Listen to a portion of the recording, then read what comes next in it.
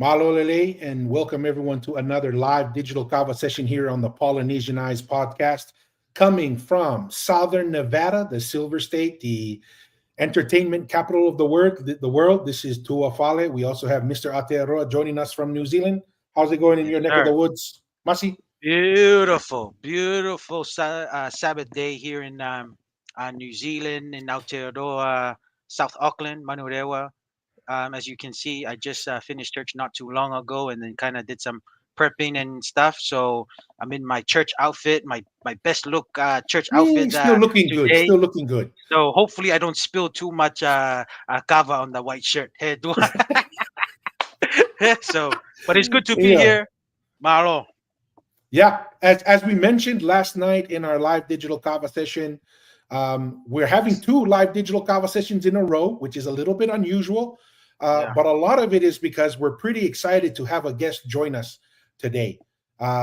He's joining us. We've reacted to some of his content online. He's shared a lot of insight and just good energy in my perspective. So we're really excited to have this guest join us, and we're going to bring him on stage real quick, just so that our viewers are familiar with. Mr. Aotearoa is going to give a welcoming to our guest, and then kind of let him introduce himself.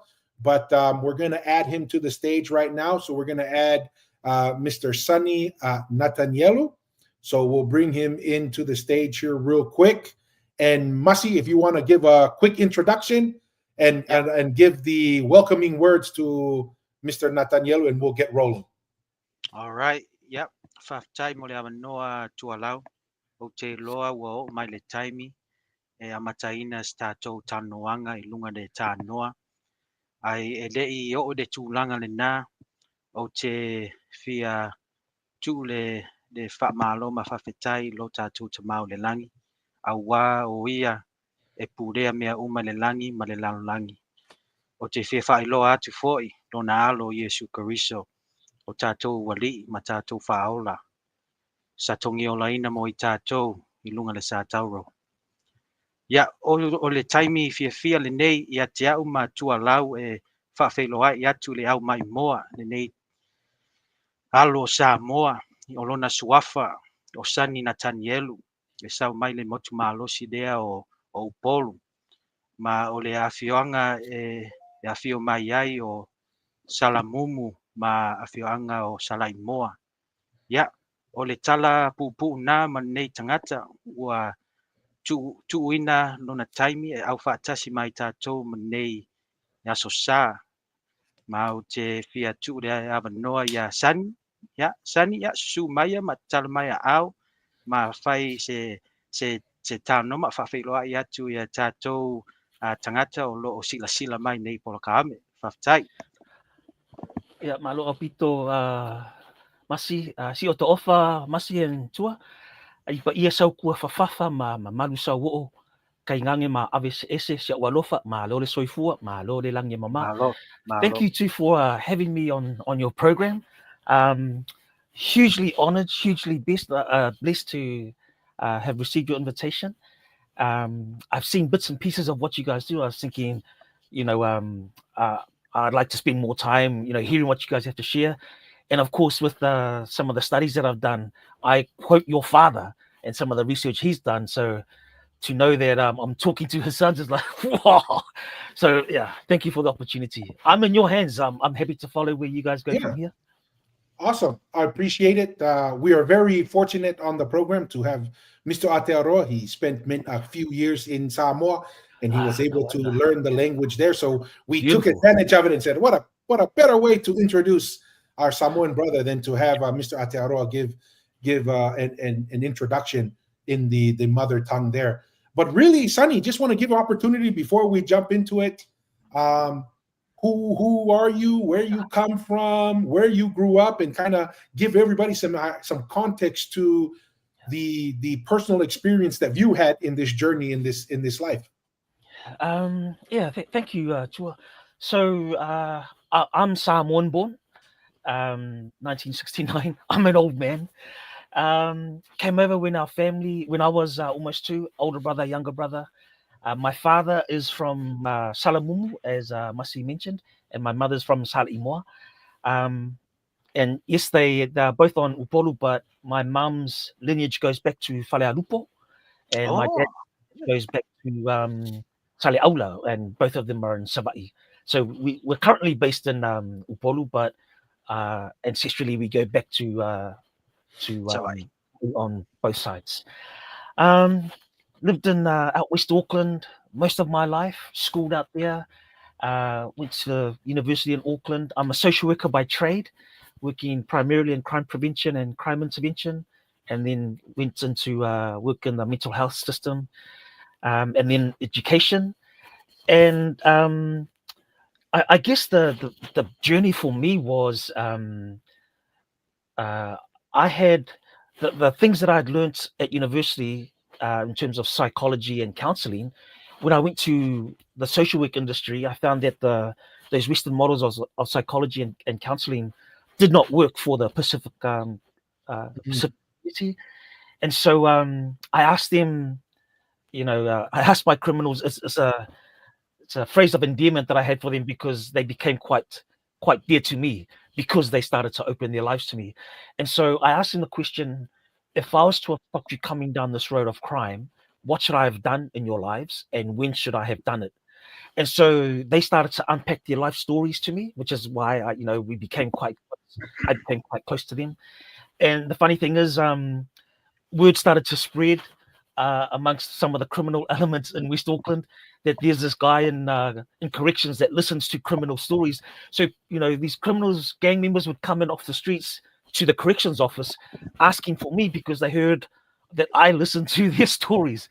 So I collected hundreds of stories as to how people end up down the road of crime, and it was just really fascinating hearing them, their life journeys and the cultural disconnect they felt and the decisions they made to try and reconnect those cultural connections, which is how they end up in gangs and violence and robberies and domestic violence and drugs and alcohol. And so I saw that restoring those cultural connections, they could actually fix themselves. I didn't need to do any fixing myself. And that completely changed the way I thought of social work, completely changed the way I thought of therapeutic practice. And I kept on getting invitations from different organizations to help them work with Pacific people. And so I thought after about 25 years, I thought the best thing I could do for the industry is to do a significant piece of research to educate all social workers on how to work with Pacific people. Did a master's and eventually ended up doing a PhD. And so as the PhD, my PhD was on a Samoan approach to psychological resilience using the traditional tatau. And it was in there that one of the tufunga said everything on the tatau is to do with traditional navigation. And so I added that to my thesis. And so a lot of the stories I collected are from that. I mean, there's the literature, which is where I learned a lot from, but then there's all these beautiful oral stories that's not in the literature. And so, I mean, it's not that I know heaps. The funny thing is, with all the stories I've collected, I realized, there's so much more I don't know. So, when you guys asked me to be a guest, I was thinking, I know if I'm going to be a guest, I'm happy to listen and learn what you guys have to share as well, because there's so much I don't know, especially in terms of the wider Pacific and how we connect to each other in that regard. Anyway, I don't want to hijack the conversation from here, so I'll be able to pull that back, come back to you guys. No, 100%. Before Mr. Aotearoa, before I have you head in, we have some comments flowing in. Just real quick, from Charlie Fly, he says, "Let's go! Excited for this episode. We are as well, Charlie. Hello, Charlie. We're excited for this opportunity." Masi, anything to add? No, just to add on, Sunonny Natanielu, like I said, Tu and I are very appreciative for your time coming. I'm glad that you kind of brought your ancestral ties. Tu and I try to acknowledge your ancestral ties, and the only things I could find was your places of Salamumu and Salaimoa. But I'm glad that you brought the ties that goes back to Savai'i, and this is why we have the live digital cover session, is to know each other a little bit more, and then you find out that you have other ties to other places. But it's good to know your ngafa a little bit, and Tu and I are just very excited to have you, and also the rest of the viewers who are excited to learn more from you. And I believe you are our first guest from Samoan heritage. So we Tu and I we're Samoan, but a Samoan from was born there. So it's an honor for Tu and I and for the rest of the Polynesian Eyes viewers to have you, Sunny. Thank you. Yeah, see, and this is why we really love having these conversations, because we don't know where the story is going to go, and hearing your background, Sunny, obviously we're high interest in the history and so forth, but I want to dive a little bit more into your involvement with the youth and with crime and that whole experience, because a big part of what we're hoping to achieve is to bring more connections between not only the individual groupings of people for each of the group of islands, but also with each other, and how much understanding our history and our culture can be self-productive, right?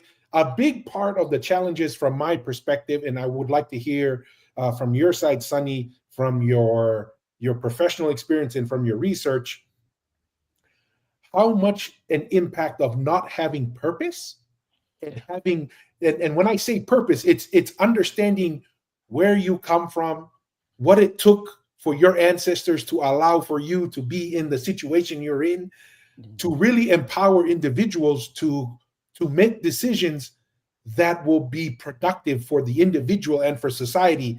And we really feel that it's those connections and those relationships back to the islands. And when we say back to the islands, it doesn't always have to be back to the motherland islands, but amongst the people, even with your group of peers from the islands in a foreign land as a diaspora, even being connected to them and connected to family, how big of a role that has in allowing a foreign-born Polynesian to charter their own path, right? To navigate, to do what their ancestors have done for thousands of years, maybe not on a va'a or a vaca or a karia, but in their personal journey as individuals.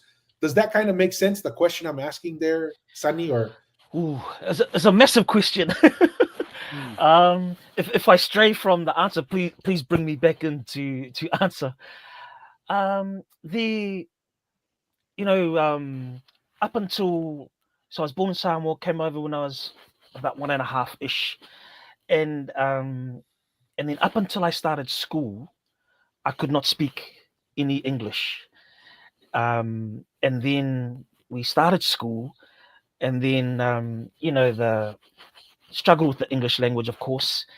And then after a couple of years in school, my parents banned us from speaking Samoan, and so I obeyed, and at that time I thought this is what we have to do to fit in, because it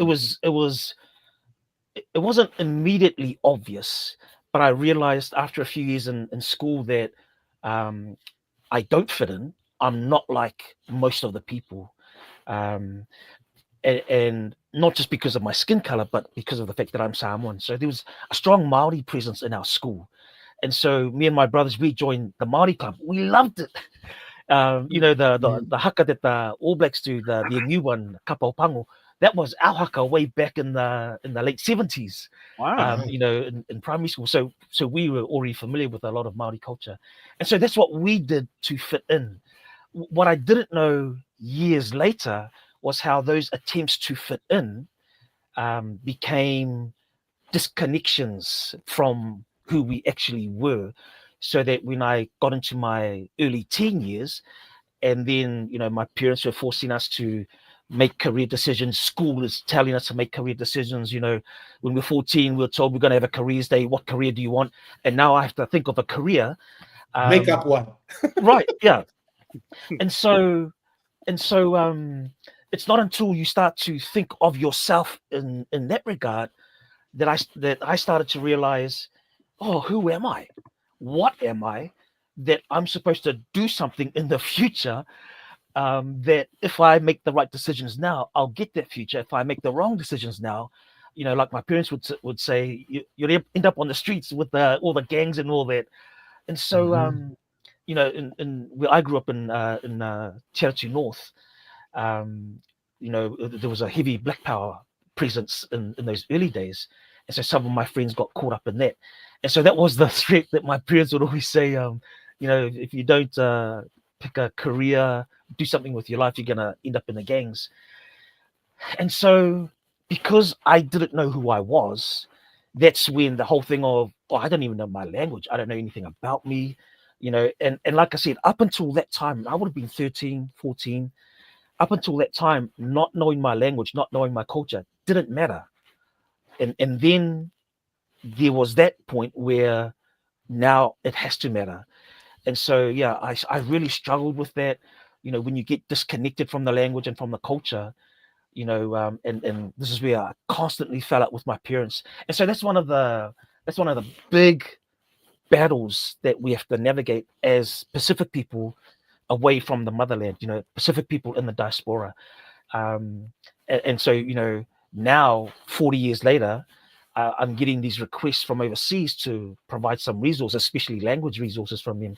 I was, you know, getting emails from Sweden, Samoans living in Sweden, Serbia, in Lebanon.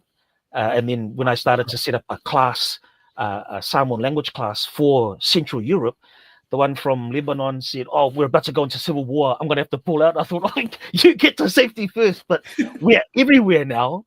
And although that's a cool achievement that we are everywhere and doing these amazing things all around the world, but we've also taken our disconnect with us. And so that's one of the things we have to now navigate in the modern era, is how do we reconnect, but still keep the sense of identity we've developed over all these decades. And so, you know, some of the work that you guys do and some of these other work, you know, Genesee and the Moanan podcast and these others that are doing the sort of work that you guys are doing, how can we be an ancient people in a modern world? And a lot of our people don't realize that it's actually the ancient wisdom that we need to make it in the modern world, because the modern world has taught us we need to be this modern person and this modern person, but those boxes don't fit us. And so it's not until we hear some of the stuff that you guys talk about that we realize, oh, we don't need to lose who we are. We need to go back to our ancestry, our ancient wisdom, and bring that forward. And those clothes fit better for us in a modern world. So yeah, that's why when you guys reached out, I thought, I'd love to add on my 2 cents to the work that you're doing. You know, encouraging the people in the diaspora. You know, the key to where you are, the key to your success, is to reach back to the ancient wisdom and bring that forward with you, rather than to keep denying who you are. Does that kind of where you were going? I'm not Yes, sure. 100%. There was no real target, right? It was just a general idea of a feeling and a thought.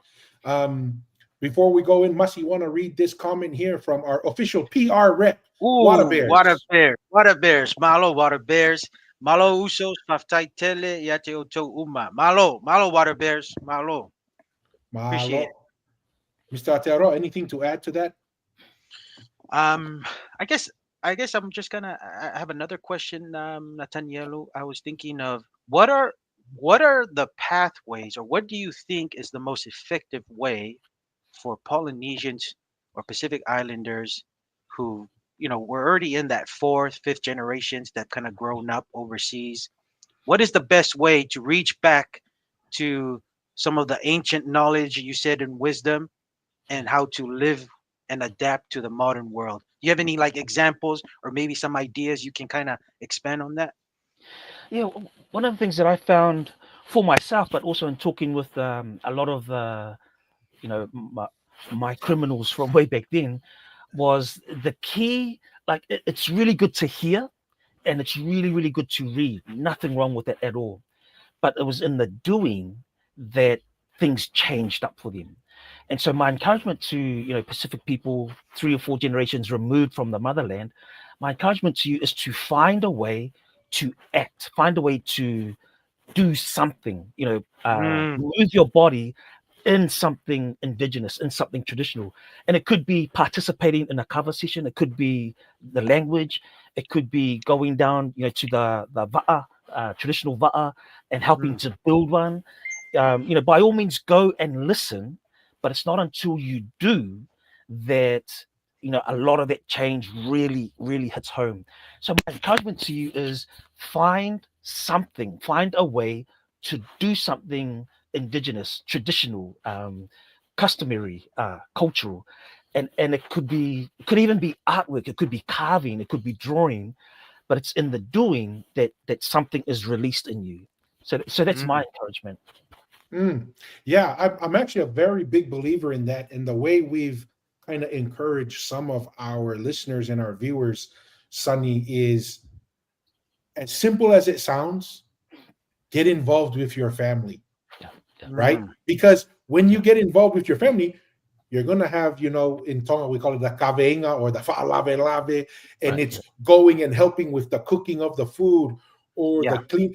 Like you're saying, it's getting engaged, because that's a very important part. We've observed that that's a critical part of how traditions are maintained. It's engagement, right? And one of the ideas that we've kind of tossed around, and I wanted to see if this is something that may make sense in other parts.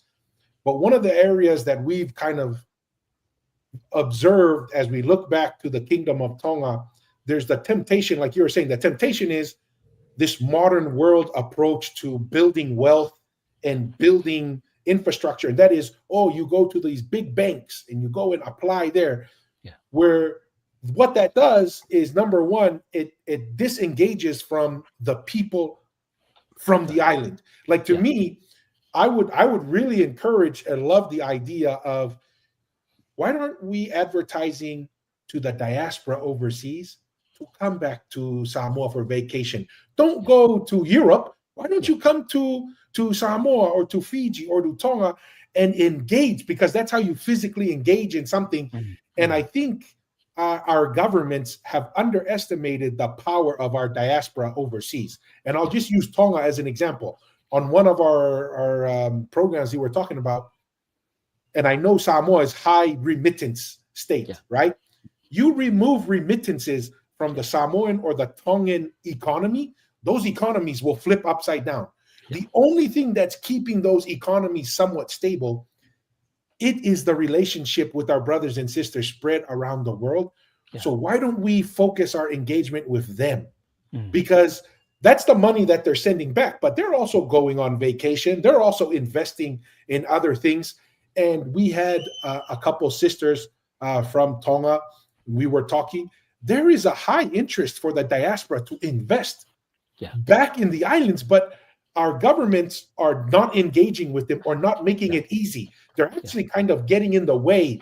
And I'm wondering if this is another way to kind of engage and to facilitate economic growth, but it's that re-engagement and coming back home, getting involved in, a small community engagement in building, whether it's, some of the things I hear back in Tonga is, they need to update the new pump for the village, right? For water. So what they'll do is these kalapus will come together, they'll put money together. Some of them will come down and help install it. And those to me are kind of maybe non-traditional ways to engage our people, to maintain those relationships.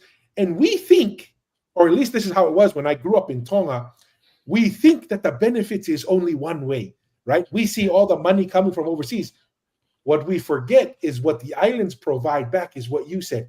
It is that connection back to our ancestors and giving them meaning and purpose when they go overseas, where it's a lot more of a challenge. So it actually is a very healthy exchange. One is know-how and foreign skills and monetary benefit, while the return is reconnecting, giving meaning and purpose to help the diaspora overseas navigate the challenges over there.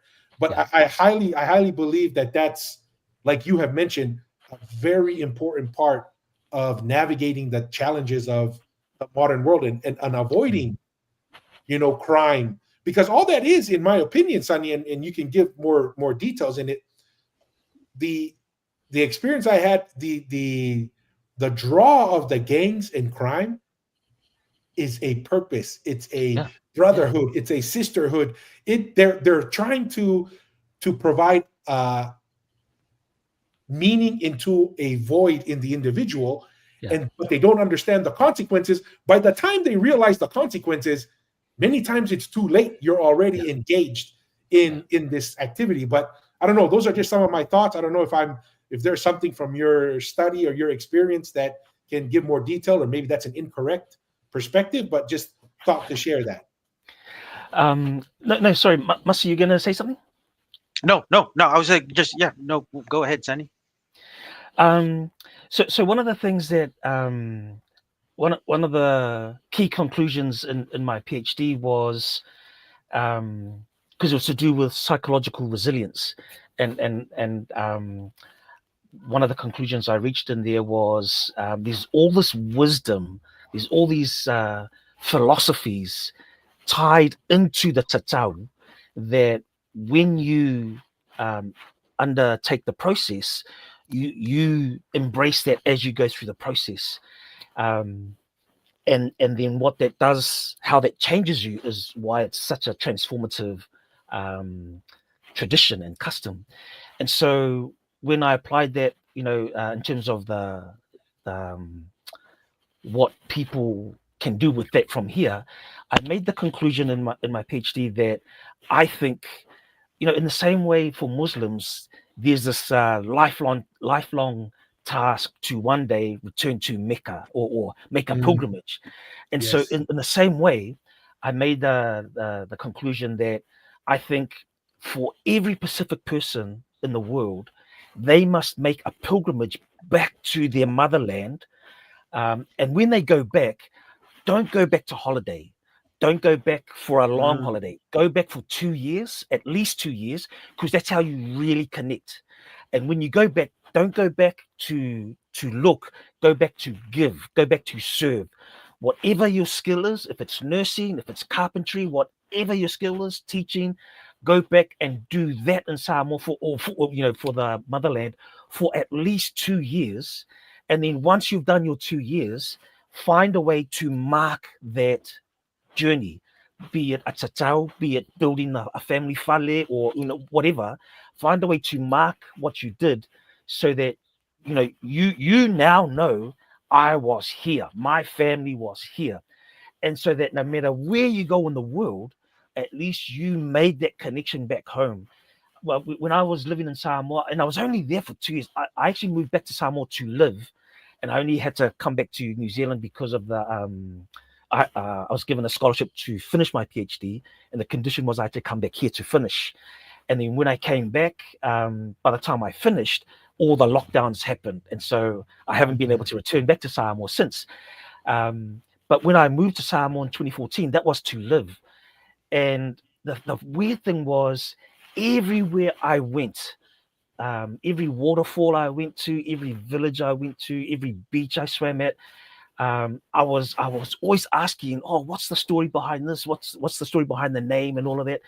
And every story I heard, I just found myself connecting to that place, even though it's not my village, even though it's not my family. I just found myself connecting to everywhere, to the point where the more and more I connected to Samoa, the more bulletproof I felt, the more unafraid I was, the more confidence I level. could see, oh, I can do this PhD. Oh, heck yeah, this is going to be done, And so when I left there to come back here to finish, I had connected to pretty much all of Samoa because of all the different places I went to and the different people I talked to. That I feel so connected to Samoa. I brought Samoa back on my body. I've got the tatau and everything. Yeah. And I also voyaged on Ngawalofa, Samoa's voyaging canoe there. And it just made me feel so not so much strong, but I feel so connected that I'm not afraid to try everything. I've got these community projects I'm working on that are huge in scale, and someone insignificant like me, what the hell am I doing with such a big vision like that? But I'm not afraid of the vision. I'm not afraid of the work required to make these projects happen. because I feel so connected to a motherland that just makes me unafraid to try everything. And so you get that from going home, making those connections and going home for a significant amount of time, holiday everywhere around the world, but come home and connect. And my guess from what I've seen, a really solid connection is about 2 years. And so, for people who have a family, young family, come home, go home, with the family. Let them, let it be a mission for the whole family to make those connections. So yeah, exactly what you're saying. But I think, don't just come home, but come home to give. Whatever skill you have, come home to give it, and you'll find all these stories and all these people you connect to, all these ancestries, all these histories, all these stories, and the richness of it, and the wisdom contained in all of that. And then you realize, oh, that's my people. That's in my blood. That's in my veins. I often say, I'm 56 years old. My skin is 56 years old. My blood is 5,000 years old. And when you go home and make those connections, you realize the scale of that. Oh man, I'm just me. But look at all the line of people before Behind me you. that are Yeah. looking and seeing, okay, where are you going to take this lineage next? And when you get that, well, goosebumps. Yeah, Sorry, 100%. I'll be quiet. Yeah, you guys. No. That's fantastic. I really agree with that. I have another kind of question, but Mr. Atero, you have anything to share or? No, when he said about the 2 years, I was just thinking of just our faith, where LDS, they encourage the young men to serve 2 years. And I feel like when you said 2 years, I feel like that's the 2 years that our leaders felt prompted, that's the 2 years you feel like you're gonna be engaged, familiar with the culture, language, and to encourage others, to invite others to Christ or to our faith kind of thing. So it's kind of the same thing, that two Yeah. years you mentioned, Sunny Natanielu, that 2 years is you're engaged, you formed relationships, and you were able to figure out where you fit in within the village, within a role, and how to participate. And like you said, you just strengthen your cultural identity that way. So I just find that very fascinating that you provided 2 years. And I was like, dude, I was just thinking, because today was church and stuff. I was thinking, dude, no wonder our leaders say 2 years for the young men to go serve abroad and stuff. But that's all. I just got to pull that parallel Yeah, together. no, appreciate that. The one thing I've noticed, Sonny, and since you've gone through the tatau ceremony and experience, one of the things that I've really observed, and it was kind of a surprise to me because it seems to be a spiritual experience going through the whole experience with the tufunga. And I've kind of thought about it because it kind of was a surprise to me. Um, but it seems to make sense, especially tied to the approach that you're sharing, Sunny, of giving and getting engaged. That is a form of sacrifice, right? Because that's really what it is you're sacrificing time, resources, your personal goals, whatever it is, to be engaged in that one aspect of the culture. And it leads to a certain result that you've experienced and that you have invited others to partake in. And when we take that, when you look at the tatau process, it seems to be a small capsule or a compressed version of that, because you're taking away your time, you're suffering through pain, but you're engaging in a practice that's been done for thousands and thousands of years. Yeah. And what I've observed is that Tufunga is also sharing knowledge, context, and history through that whole process. And that seems to lead to a very spiritual experience. I've seen individuals cry at the end of this, right? Like they say it's a very overwhelming experience. And I want you to kind of help us go through your process with the tatau. But I want our viewers to understand is to make that connection of why being engaged is so important, because it's a sacrifice. It's not until in Tongan we call it mamahimea. And what does mamahi mean? It's to have pain. It's to suffer. Believe it or not, that suffering is extremely valuable to you, right? We, as human beings in the modern world, we're kind of encouraged to run away from the suffering, right? Mm. You need, the love it, man. That's so burdensome. It's overdone, and it's even I suffer from this. I grew up in Tonga, and you see it, and you're like, man, if we save that money, we probably could have a nice house. We probably could have a pretty nice car. But as I've matured, I've realized it's like, you take that away, then there's no difference between us and others. And I have a short video from a foodie online here in Las Vegas, but that I wanted us to react to. But I wanted to give you an opportunity, son. Just what was that experience for you getting? What made you want to get your tatau, and then what that experience was for you and how it impacted you as an individual? I'll just first comment the way you spoke about it just there. Oh, that sounds like you're getting ready for you should be getting one pretty soon. Am I right? Yeah, we do have Samoan heritage. What's the Mapusanga? I think what's that name of that main part of Upolu? We have a lot of family. We actually have a lot of the Tuamasanga kind of district, but I think our connections is more the Fasto'otai and Fastouta. Our Samoan heritage in Upolu. Yeah, I've always been criticized by my elder brother for not being a good genealogist. It's like, it's definitely not my talent. But yes, but maybe, I don't know, maybe one day we at the digital kava sessions, one of the things we tell our viewers, you have to come with an open mind. You have to be willing to listen. And when the idea presents itself, if you don't have an open mind, you won't have the opportunity to reap the benefits. But yes, so my answer is, Sunny, maybe that's in my future. Who knows? I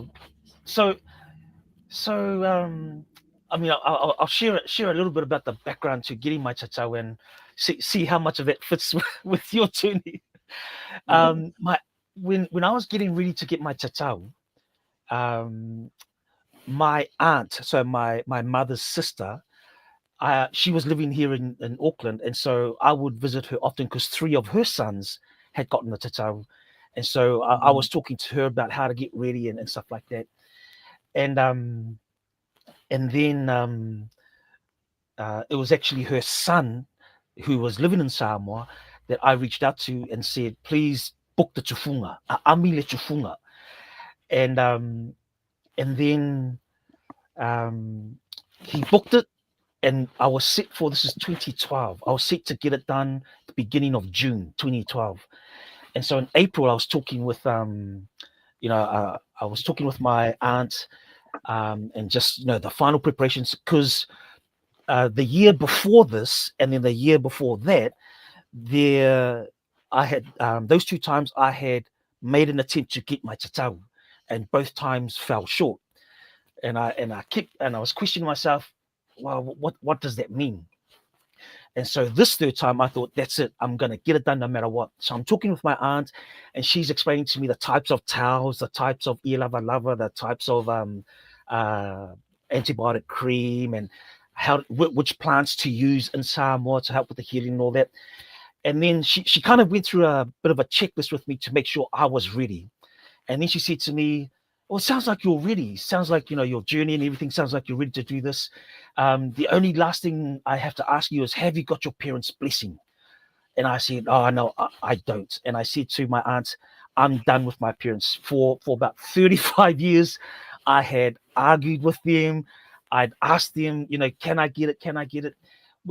Me, my older brother, and my younger brother, when I was 19, we got a matai title from my mother's village in Salimoa. And my dad said to us, let's go get our tatau. And we said, yes. And mum goes, le ai. And she put a stop to it. And then she started quoting the Bible, and then that shut it down. But me being me, when Dad put that in my head, I never let go of it. Every year, Mum, Dad, can I get my tatau now? And then the next year, can I get it now? And so for years, and then after a while, I thought, I'm going to have to do more than just ask him. I'm going to have to argue with him. So I, did a bit of research and, had a conversation. Well, I thought it was a conversation, but mum and dad goes, "Lei." They weren't hearing anything. And then Thank you mum was for your studying the Bible. conversation, but no. Yeah. This is no conversation. It's just dictation. Lei. And then mum kept quoting the Bible. And so I did this exegesis on what Moses was talking about, the Levitical laws, and then etymology on tatau, tattoo, and all of that, bloodletting, all of that. Looked at the original Hebrew text, all of that, and then went back then the following year, and but the Bible says this, and mom, and so I said to my aunt, I'm done fighting with them. I'm done arguing with them. There's no more. They're not going to give me their blessing no matter what. I'm just going to do this without them. And my aunt goes, Sunny, I alofa, Sunny, if you have love for me, get their blessing. And she said to me, this journey is more a spiritual matter than it is a physical and a cultural matter. Yes, you'll get the tatau physically, but there are spiritual things in here at play that you cannot ignore. And your parents' blessings is critical in that spiritual journey. And I really felt that. I didn't fully understand, but I really felt that. I thought, oh man. So that was on a Sunday. Tuesday, I booked my flights. Thursday, I was in Sydney because my parents were living in Sydney. And Thursday, I was in Sydney. That was Easter. And then before I was due to come back at the end of that weekend, I said to my parents, there's this thing I want to talk to you about. And then I said, I've already amili tufunga. It's already been booked. I'm booked to start in June. And then before I could carry on, my mom was about to oppose again. And I said, Mom, there is no more talk. We've talked for 35 years. You've said no. I kept insisting. There is no more talk. I didn't come here to talk. I came here to get your blessing. I am going to get it done with or without your blessing. So now it's up to you whether you bless me or not. And then my dad spoke up and he goes, yeah, you're right. The time has come. We should let you go. And I thought, oh, that's all it took. And then they gave me their blessing. And then I went to get it done. And then I got there and I went through it by myself because my family in Samoa worked for the government. And so they were out on different government duties. And then it was only towards the end of my tattooing sessions that they were back, and then they helped me with the end part of it. And I thought it was okay to do it by myself. Wow, what a fia poko I was. I really felt the loneliness, and I really felt this is why you never get it done by yourself, because of that spiritual journey.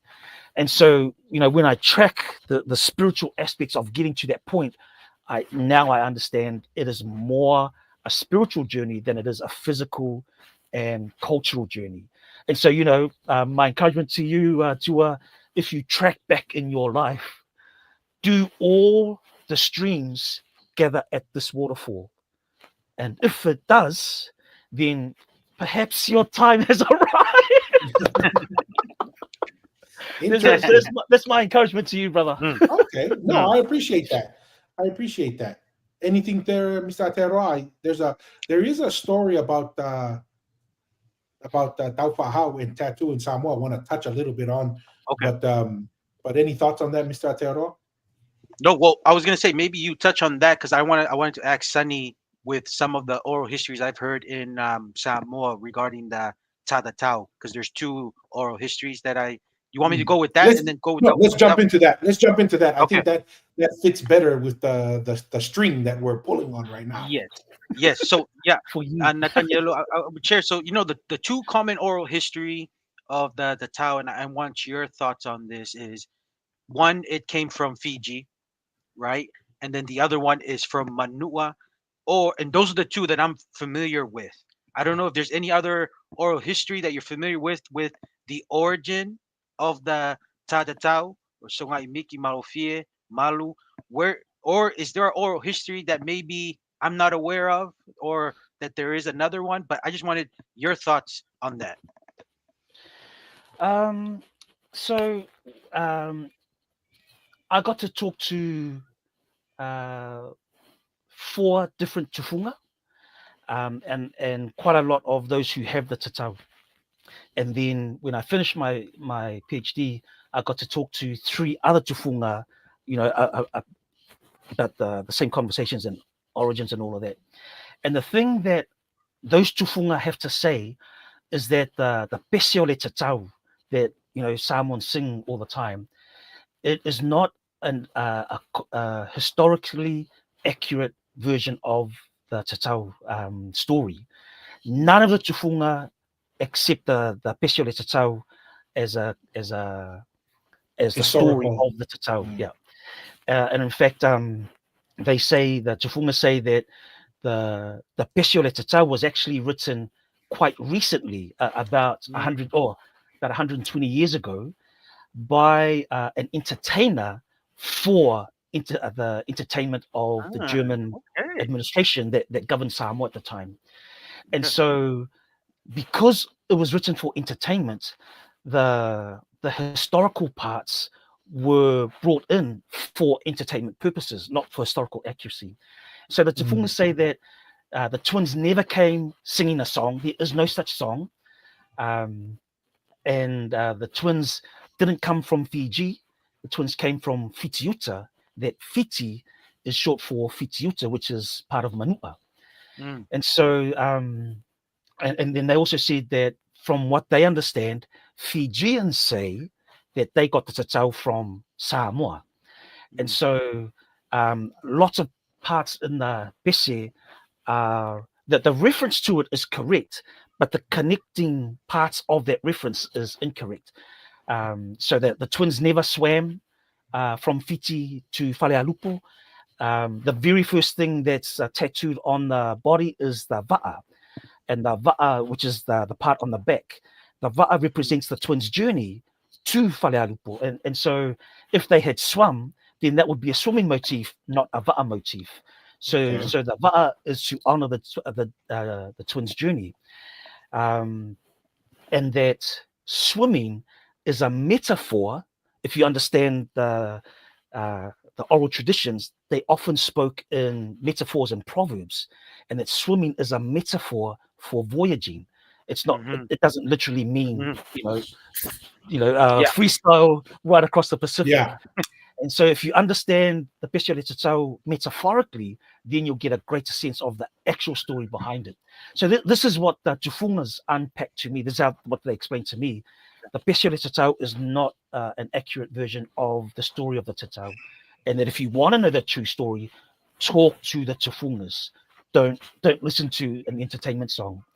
So there's a whole bunch of it, and I don't want to go too much into it because then it'll take up too much time. But is that what you were asking about, Yes. Martin? Yes. Yes. I just wanted to hear what your experience and engaging on trying to rediscover maybe the more accurate of the where Samoa got the tatau kind of from. Mm, So that's all. Because those are the 2 dominant oral histories. mm, Fitiuta, like you mentioned, with Manua, and then from Fiji because of the song. And I 100% agree with you, Sunny Natanielu, because you've provided the perfect example, like what you said with the songs. Because there's my Tevita Fale. He's mm, corrected in Tonga. I don't know if you heard too. You know how they sing the Tongan months, the ancient traditional months in Tonga, which is the Yeah. seasons of when you plant yams, ufi, and they were they were doing it, and people were saying, no, these are the traditional months of Tonga. But then my father corrected it because, like what you said, it was an entertainment. They did it because it rhymed and it yeah. fit together, and it was inaccurate. And then he was able to, and then he was able to put together the correct version of the traditional months because it was going against the seasons of planting the ufi. So Mm, when you said, like, with the history with the tatau, which is a lot of referencing to Fiji, that just when you, it's like you just provide some valid points to what my Devita Fale said was inaccurate, because it's like what you said. You people just create it for entertainment. It rhymes better, so they just do it this way. It's not about giving the correct accuracy of the mm, account of where it came from. So that's all. I was just like, dude, yeah. Sunny, you just provided the reason why my Devita Fale provided the correct traditional months in Tonga, which is 13. So No, that's all. I just wanted to add on to what Sunny was saying, Yeah. validating that point. So, Sunny, in digging into that a little bit more, do the tufungas in Ha'amoa, do they provide more granular detail as to when the first tatau started and so forth? And there's some comments going on some of our YouTube saying it's from Fiji. This is why we all have to have these conversations, because everyone will bring a story from where they come from. We can have us three watch a incident happen, and then we tell what we saw, and sometimes we tell what we saw and they might not always jive, because it depends on your perspective, how you're viewing, what your personal biases are, the angle. So you have to take all these stories into account, and then you have to make your own decisions. Like you're saying, you have to make your own decisions on what's valuable to me. But what's the thoughts from the tufungas, if they shared any with you, is what was the origin of the tatau, and what was is there any knowledge on the first one, why it was developed, right? Like why did we develop the tatau as being so critical, and how common was the practice amongst our ancestors in the past? Let me first address some of those comments that are saying, no, it really is Fiji, it really is Fiji. Look, I understand, one of the things, as I started to learn Samoan oratory through my father, he explained to me in traditional Samoan oratory, the use of proverbs, there is no such thing as the one story to rule over them all, one truth to rule over them all. My father was saying that orators learn to live with contradictions and contestations. You don't have to find one overarching truth to over all the other truths. And so the way I would use a proverb, a different orator would use a proverb in a different way. I'm right, they're right. We don't need to debate over who is more right or less right. That's a very Western way of thinking. And that the traditional way of thinking is you're right, I'm right, we're good to go. And my father was saying to me, if I am humble, and I'm not, but I'm learning to be, he said, if I'm humble, I will embrace these other ways, these other stories, these other interpretations, because then that gives me an insight about them and their village and their family. And so rather than trying to disprove anything, embrace everything. And so that really helped me to hear different versions of the same story and let them all be true, rather than trying to find who's more truer than the other. And so, the story that I just talked about, these are from the tufunga, these are from the master tattooists. It's not me. I haven't gone making stuff up. But I subscribe to what they say over anybody else, because not only is there a whole bunch of tufunga saying this, but they are the master knowledge keepers. I have a PhD, and in the Parangi world, that means I'm, it's the highest qualification you'll get in academia. And so in the Parangi world, they will consider me an expert in this field. But in our world, we have our own experts. They are tufunga. And to me, they are the master knowledge keepers. They're the master knowledge holders. And what they say, I'm going to embrace that over someone else's opinion. And that doesn't mean I'm not going to listen to anyone else's opinion. I will hear it. But I'm not going to debate it. I'm not going to say you're wrong, I'm right. I'm just going to say, oh, here's what these guys say. And what you have to say will add on to that. But I'm going to still run with this because I trust their authority and their expertise. And so, people say it's from Fiji. Yeah, cool. I'll hear that. I'll embrace that. I'm not going to say no, it's not. Yeah, some people believe it, and I'm not going to say they're wrong. I'm gonna embrace that as well. But the story that I will tell will be the story that these guys have told me, knowing that there are these others that believe otherwise, and that's cool as far as I'm concerned. I'm all right with that. And so, keep to your beliefs until you hear something that will change your mind. What you're saying, be open to that, and then as you are open to that, it may change your mind. Cool. Then let's continue to share, and let's continue to hear other stories, no matter how contrary it is to what I, all the stories that I choose to go with. So yeah, there comes a time when you must choose, but that doesn't mean you have to get rid of everything else. I think carry everything else with you. Yeah, 100%. Nice. 100%. I agree with that. I mean, there's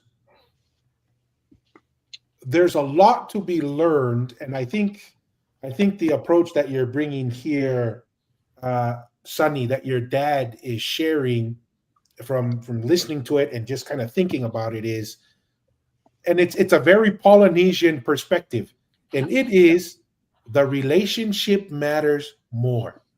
Yeah. Right? And that's what I feel and kind of understand, that what your father is saying is, we can get stuck in the weeds, or we can say a better way to understand is to listen and take into that perspective. Yeah. And a prime example is looking at your story of the tatau. Yeah. For 35 years, you believed something very different. And your parents believed something very different. Yeah. And for 35 years, you were saying, you know what? I believe a different story, but obviously my mother believes a different story. Yeah. The relationship matters. And this is what your aunt was asking you one more time. She was saying, hey, look, you're a grown man. You're going to make your decision. I'm just asking, let's take one more swing at it. I know you've done 35 years, and look at what that one more swing did. Yeah. That was the swing that allowed you to move forward. But I think it's very important that we can all hold our own opinions and ideas. Yeah. But that doesn't mean everybody else's has to submit to it. But Yeah. like you said, you have to be bold. If you really believe what you believe, then you will say, you know what? I give everyone else that right to believe what they want to believe, and bring those stories to the table. How many days did it take for you to do the tatau, Sunny? So it was 3 days a week over 3 weeks, so 9 sessions altogether. When it came to my legs, because of all the rugby injuries and league injuries, and all the history is coming back. Yeah, the Chifunga felt that he could do double sessions on my legs, and so I think normally it takes 12 sessions. I got it over 9 sessions with double sessions on my legs. And really the Chifunga will just go off what you are, where you are and what you're doing, and how you're responding to the tattooing instruments. The most beautiful 9 days, incredible journey, really broke me down, and rebuilt me again. The reason why I ask is because the history that I've heard, and it's interesting, and it's a very interesting, because there are those who, we're obviously have close connections to Tonga, and Tonga's ability to keep our sovereignty is something we're very proud of. And actually, I make the argument that all of Polynesia should be proud of. And this could be something we could talk to after this comment is what your thoughts are on the Polynesian nation. We'll get to that right after this. But Taufa'ahau obviously adopts Christianity, but something interesting happens. He comes to a point where he decides he's going to get his tatau. And this is after converting. And he's actually told by the Christians, do not go get your tatau. And Taufa'ahau says, and I have my own, I have my own personal reasons for why I believe he said it, but he chooses anyways to go down despite that. And the rumor has it is he gets it done in 1 day. I don't think that's physically possible, right? Because everyone I've heard, it has been multiple days over it. And maybe I'm misremembering the story. Have you heard? But the rumor has it he gets it done in 1 day. And, 1 day. Yeah. No. Also, go ahead, Tua. Finish what you're going to say. No, I was just going to say, like how there's the history, the oral history part of it. I'm trying to ask the practical side of it is that even physically possible to get it done in 1 day? I heard that. So from everyone that I've spoken to and their journey, and also the Tufunga, um, I've calculated that it takes altogether, it takes about 34 to 36 hours on average to get a tatau. Of course, the bigger the person, the more time it takes. I've heard from some people that the bigger people took up to 45 hours to get theirs done. So yeah, physically impossible to get it done in 24 hours, and also physically impossible to get it done non-stop because you must sleep. And so I'm not sure where that story comes from and who's telling that story. Although I have heard something like that, somebody got it done in 1 or 2 days. I thought, wow, me personally, with my limited knowledge, I don't know. Physically, it can't be done in 24 hours. Like I said, on average, 34 to 36 hours. Oh, actually, I shouldn't say on average, minimum. The fastest I know of was 34 hours. And that was done in 1 week because they had to sleep and recover. And so the fastest I've heard it done was 34 hours in total. So that's all I know. But like I said, if there's a story that says it was done in 1 day, I mean, I don't know how they are counting those days, the so-called hours. I don't know, the strength of the people back then, So yeah, they could handle a lot more pain than we could, yeah. maybe. Yeah. It could have been done. And so I'm not going to go around saying, no, it's impossible. I just embrace that. There's that story. Not once have I gone to say, there's a load of rubbish. No, I just acknowledge that story exists.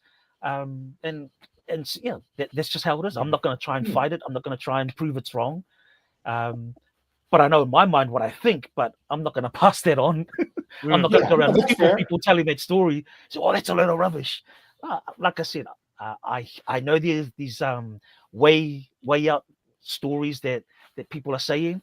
Okay, yeah, if that's what some people are saying, okay, I'm not going to fight against that. Yeah. Okay. What are your thoughts on a Polynesian nation, as in a group of people, Captain Cook and I wouldn't say many, some of the early Europeans that came, but especially Captain Cook, he refers to the islands as a nation. And it's primarily driven because he says there's pretty much the same language. He sees the similarities in the culture, and in the technology of crafts in many ways. So he kind of takes that approach. What are your thoughts on that? Just open, whatever your thoughts on that. Yeah. Is that something you're open to? Something you say, unlikely because of A, B, or C? Just what are your position? That's a really troublesome question. It just opens all sorts of floodgates. I'll probably start by saying, as you guys will know, Polynesia is not our word. It's another Palangi's word. I think it's D'Urville, one of the European explorers, a few hundred years ago. And so he divided it into many islands, little islands, and dark islands. But without any knowledge of our history, of our ancestry, he's just gone and divided us the way he saw fit. And so my problem with that is that it comes from somebody else telling us how we should delineate and categorize ourselves. So that's the first thing for me, is I'm not going to accept that. So I personally do not like that division: Polynesia, Melanesia, Micronesia. The little that I know of from the so-called Micronesian islands, a lot of the islands have stories that link them genealogically back to Savaii and Tonga. And so that's from their stories. They are not separate from us. And I know I think it's in Solomon Islands, Taumako. Taumako is considered Solomon, but when they talk about their genealogies, they ngafa back to Nuku'alofa and Sava'i. And so even though the Western world has divided us like that, when we look at ourselves, there is no such division. In my mind, from the stories that I've collected, and like I said, I don't know a lot, but the few stories that I've collected, the clear delineation I can see is the Fijian line and our line. And when I say our line, it would be Polynesia and Micronesia. A long time ago, I got to talking with some Vanuatu and from Solomon people from at different times, and they were saying to me their old stories that they are ancient Fijians.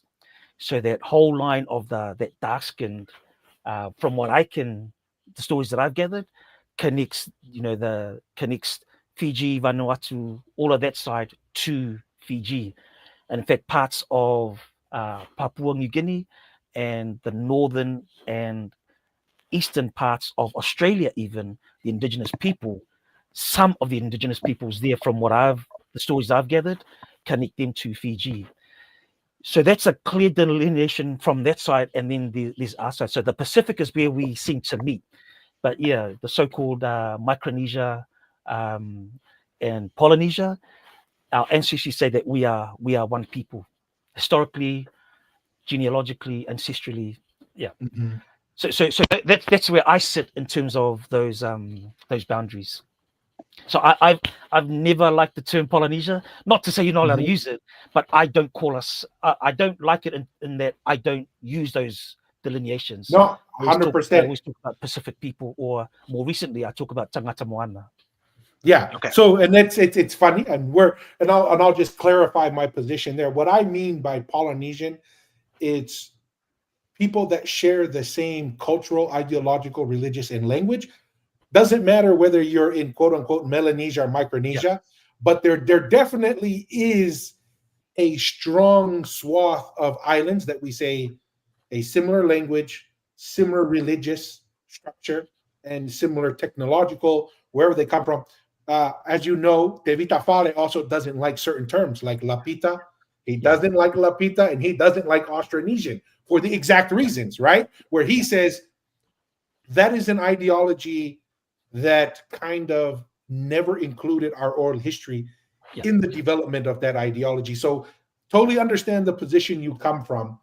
And I guess what I'm really kind of trying to dig at more is real quick before we continue, as we mentioned to a lot of our viewers, if you want to make a comment, please in the super chats.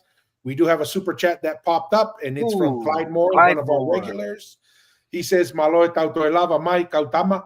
Appreciate Maloy maukava, Clyde Moore. Malo maukava.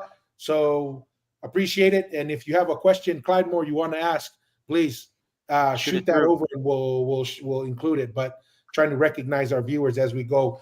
Hey, as we mentioned to everyone, there's a lot of conversations going on. Great, we appreciate it. But if you're burning for a question, throw a little kava bag and we'll pull up your question. Really what I was kind of driving to in that question, and maybe, some people feel it's controversial. As you know, Sunny, whenever you get involved in the public square, there's going to be supporters and there's going to be critiques. One of the biggest things that we're interested in, and we have quite a bit of discussion on it, is because there's a language, there's a religious, there's a scientific portion, what was the structure of this nation? Number one, you have to believe, was there such a nation, right? And if you do, it's more than just we share a few things. Was it structured? Was it organized? Or do you take the position of it's just a bunch of cousins who went all over, populated, it wasn't very organized and structured? I'm just trying to understand what your perspective of the Polynesian nation or the Moana nation, whatever you want to call it, it's trying to get an understanding. And just so you know, very transparent, we are big believers in it. We take a position that it existed. we have a lot of oral history and reasons for believing that Tonga was the capital of it. We have a lot of our brothers and sisters who say Samoa. We have, and this is another thing I've learned as part of doing this. We're hearing Fiji as the capital or the centralized position. We're hearing Tahiti. Tapuatea in Tahiti. Yeah. So once again, like we talked about, there's all kinds of stories going on. What's kind of your thoughts? What do you even believe that there was an organized enough structure on it, or if this is something you don't feel comfortable talking about, that's totally fine. But just wanted to bring that up as something we want to hear your thoughts on that. Man, my mind has gone to something that it wants to say. Wherever your mind wants to go. I want to hold it back because so my reluctance is so I am Samoa proud, 100%, and you should be Samoa forever. I put it on my skin, Yeah. Mm-hmm. But once I got into the traditional navigation stories and histories, I saw that there was a time before we were called Samoan, before we were called Tongan, Cook Island, Tahitian, Niue, before any of those names existed. We were one people that traveled around the Pacific, and we didn't need to have names of nations or islands because we were one people. 100%. And so as I started to collect these stories, I started to see where some of the stories didn't take us. And then, if I was to add up, certain stories and apply a simple logic to those stories to fill in the gaps. And so I'm reluctant to talk about it because there's so many gaps in my own theory about this. And so that's why my mind is going there, but I'm going, no, I don't want to make that public. I'll share it in small groups, but I don't want to make it public because there's so many stories, there's so many gaps in it. It's like A, B, C, H, M, purple, 3, 7, you know what I'm saying? Yeah. But if I apply a simple logic to those, to those different stories, the story that I arrive at is quite far-fetched. And so keep that in mind as I share this, right? Okay. It's easy to disprove what I'm about to say. But like I said, it's, I'm just applying a simple logic to connect very, very few stories about this. That's what we want to hear. This is what the Kava said, is what's your perspective, right? Yeah. Your life experience, your education, your cultural exposure, your oral histories. We want to hear those ideas. So I'll put it out there in the hope that it will draw out more stories to either add to it or make me change my story. Yeah, like I said, I don't have a problem with conflicting stories and confirmational stories. But the only way to get those stories out is to actually put something out there in the hope that those who do have knowledge will add to it. So here's what I think. Again, it's only what I think. So in terms of were we an organized people? Absolutely. We were people of the ocean before we were people of the land. I'm going to talk about a migration circuit. And of course, with any circuit, where's the beginning? Where's the beginning of the circuit? But because I'm Samoan, I'm going to talk as if Samoa was the beginning of the circuit. But keeping in mind, anywhere in that circuit could be the beginning. Fair point. If there is such a thing, right? So before we were called Samoan, so there's some literature, anthropologists that say we were named after the island we lived on, not the nationhood we subscribed to. There was no such thing as nationhood, 5,000 years ago. So if Sava'i, I'm going to talk as if Sava'i is the beginning. Remember, they're known as Savaians, not Samoans. So there we are in Sava'i. We live, we breathe, we do everything that people do. And after, my guess is about 200, 300 years, the resources run low. Within that time, the voyagers have gone ahead, found the next place, come back, taken a portable biota, plants and animals, go to that next place they found, have that ready, start to grow it up, so that when the migration moves, that next place is already ready. Where we are, we take us with us. And so in Sava'i, that's where we are. We leave some behind to replenish the resources, and then the migration happens. In Samoa, Sava'i. In Rarotonga, Avaiki. In Tahiti, the island we now know of as Raiatea, the original name is Avaii. In the Tuamotus, the main island there, Hawaii. And then up north, what we call Hawaii, properly pronounced Hawaii. And so every maybe 200, 300, maybe 500 years, we move. We take us with us. And then Hawaii down to the south. So when people ask, where's Hawaii? To me, I think I would suggest perhaps Hawaii is not a place. Hawaii is a people. And that's perhaps who we were back in that time. And so that by the time the migration circuit comes back to the beginning, perhaps 1,000, 2,000 years have passed. And so when the migration comes back to the beginning of the circuit, there, within that time,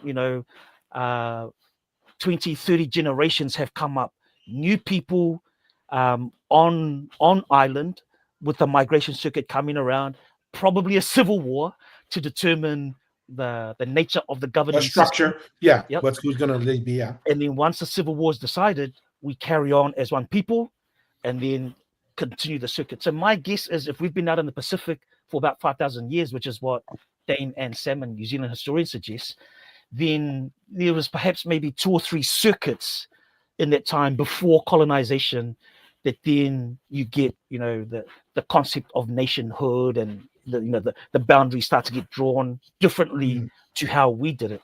So that's my guess when I add up very, very few stories and just follow a simple voyaging logic to add up the gaps. Yeah. So yes, it was organized. And yes, we were one people that traversed around the Pacific in a very organized way. And then as we started to fill up the ocean, you get different voyaging fleets happening at different times outside of the main migration circuit. And so the settling of Aotearoa was, I don't think it was done by the migration circuit, but it was done by voyaging fleets from Tahiti, Rarotonga, and Sava'i. And so different parts of Aotearoa, different iwi, as they are uncovering their island ancestry. I understand Tainui and Te Arawa whakapapa back to Tahiti, ngā puhi whakapapa back to Sava'i, Ngati Porou whakapapa back to Rarotonga. So these islands, the iwi here, are realizing as they trace their waka routes, you can see that different migration fleets outside of the main migration circuit came here at different times.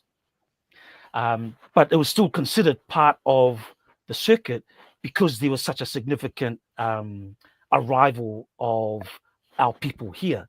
And so I often say, Māori aren't Māori, Māori are us that came here, and we aren't us, we are Māori that said, it's too cold, we're going back to the tropics. One people that traversed the Pacific in a very organized manner. And this is where I talk about, this is where I think of it as a migration circuit. Did that kind of go to into no, what 100%. Yes, that's exactly. And I'm going to build off of that. But Clyde Moore did throw his kava bag onto the table. He didn't have a question, but we're going to highlight some of his comments since he threw a kava bag on the table. Clyde Moore says, I agree with Sunny. The gaps are so vast. It's very difficult to come to a definitive conclusion. And then also Clyde Moore says, I'm with Sunny. I feel like we've moved and taken what we've learned with us. Dwindling resources, in my opinion, definitely played a role in warring. Wars created group entities. These entities eventually meet. So, Clyde Moore, you get highlighted Hello, because your Clyde Moore. kava bag was thrown to the table. There are lots of other comments that maybe are not so favorable, but if you want your unfavorable comment, Put your cover contribute to that bag. comment. Throw your kava bag, and then we'll bring that up. The areas that I'm definitely tracking with you on, Sunny, is I'm a believer we were structured as a people. It's just, to me, that's, in my mind, it's almost undeniable, right? That's pretty undeniable as one people, as a group. So I think we're tracking there, and there seemed to be some level of structured government there. My question is on, because we do agree, Savai'i, that's a very important term, right? And it's very obvious because it's found throughout Polynesia, everywhere throughout Polynesia. My question is, in your experience, where does that name come from? We take the position that Vaihi in Tonga, some of the oral history, and kind of we take the same position you take, Sunny, which is why I think it's fair for you to say you heavily value the Tufunga. Totally respect that, because they at least have some weight, some tradition, and the fact that they're relatively consistent, I can respect that. In the oral histories that we have exposure to, because of the blood that's in our veins, the most consistent name that comes up on our origin is Vaihi. They say we come from Vaihi. And what we understand from that is Vaihi is our origin, and our oral history kind of represents, it's a place. It could be a people, right? Because people come from places, right? People don't come from nowhere. So to me, whether it's a place or a people, I think we're tracking in the same thing. What is any oral history that you've come across in, where does the term Savai'i come from? Where does that name come from in your perspective or history you've heard? Yeah. So I have nothing on that. Okay. My guess is, so I agree with you. People come from a place, but also a place is reflective of the people. And so, it's interconnected. It's the same thing, right? Yeah. And so so I'm not sure what Vai'i or Vaihi or Savai'i. I'm not sure the origins of that in terms of who named it, or whether is it us or any. I can. I haven't thought about it because I'm still trying to figure out this part of it, and then once I figured out that part of it, if there was such a thing as the migration circuit and all of that, then the question for me will be, then where did that migration circle start from, and or where did it start, and then where did it come from? Where was that place? So I haven't reached that far back yet because I'm still trying to connect the dots this way. No, that's fair. That's fair. No, I appreciate it. I mean, just we'll throw that little idea, and you can ask any questions you want. But the oral history that we have access to says that the first Tongans come from Vaihi, and that Vaihi is the far away land. Is that the definition of it? Yeah. It's the definition of where it is, right? It's the far away land. And we take a very, and like you said, this is a lot of people kind of laugh at us for this idea. They even mock us for it. But hey, I'm grounded and I feel very comfortable. I don't mind if people mock my position. I don't blame them. Is it a little far-fetched, like you said? Maybe. But I also feel very comfortable with it, right? And the position that we share is Hikuleo, which in the oral traditions where we come from is the god that brought our ancestors to Tonga. And Hikuleo is literally translated the tail of the voice, meaning that this god led who we call in our oral history, and we coined this term, it is the founding fathers of Tonga and Polynesia, and that's Tangaloa, Maui, and Tataula or Loau. and specifically led them to Tonga from Vaihi. And they were led there. So it wasn't led there by blowing of the wind or by accident. They were specifically led to a location. And the reason why Vaihi is so important to ancient Tongan history is everywhere our ancestors went, they always named the place Vaihi. It was always to remember where we came from. Savaii, Hawaii, even like you mentioned in Aotearoa, like this name obviously was important to our ancestors because they took it and they named it throughout Polynesia. So we make the claim, as silly as it sounds, that Hikuleo led our ancestors here. Maybe people can rightfully say it's because of our religious background from being Ldks. Hey, if it is, it is. But I still prescribe to it is that was the God of Israel who led our people to the islands. Like, to me, you can say it's coincidence or you can say it's by design. Why was Polynesia the last place to be populated and the last place to be revealed to mankind? You can sit back and say, oh yeah, that's coincidence, or you can say there's a reason behind it, right? Like the tatau. You can just say, oh, our people just like the designs, they wanted to look cool. Well, that's one explanation. Or you can say, no, it's a spiritual connection. It's a spiritual experience. It's astronomical knowledge. You can choose to interpret it however you wish to interpret it. And that's the beauty of coming and having these conversations, is everyone can listen to everyone and then say, yeah, I agree, or I disagree, right? But that's kind of the position we take here. And can I ask you? Yeah, go ahead. Can I ask you? So when you talk about Vaihi as a faraway place, the place of origin, do you have any stories around whether it's east or west? Yes. So, and this is a lot, obviously, based off of our father's work, and it's primarily coming from the Americas. So coming from the east, right? And Rapa Nui, or Easter Island, was a very, very critical island for the navigation of going back and forth, because Rapa Nui had certain names like the little coconut or the last coconut. Yeah. In Tongan history, it was your last stop, and you had to stop there. It was the entry point from Vaihi coming to the Pacific, and it was the entry point from Pacific going into Vaihi. And so a lot of the stuff that we kind of, and I guess we get criticized this. Let me go back to this real quick, because I don't want to forget. We're getting a lot of activity online, but we're trying to stick to our promises. We want to say thank you to Venu. Thank you for the kava bag. Greatly appreciated. Mel.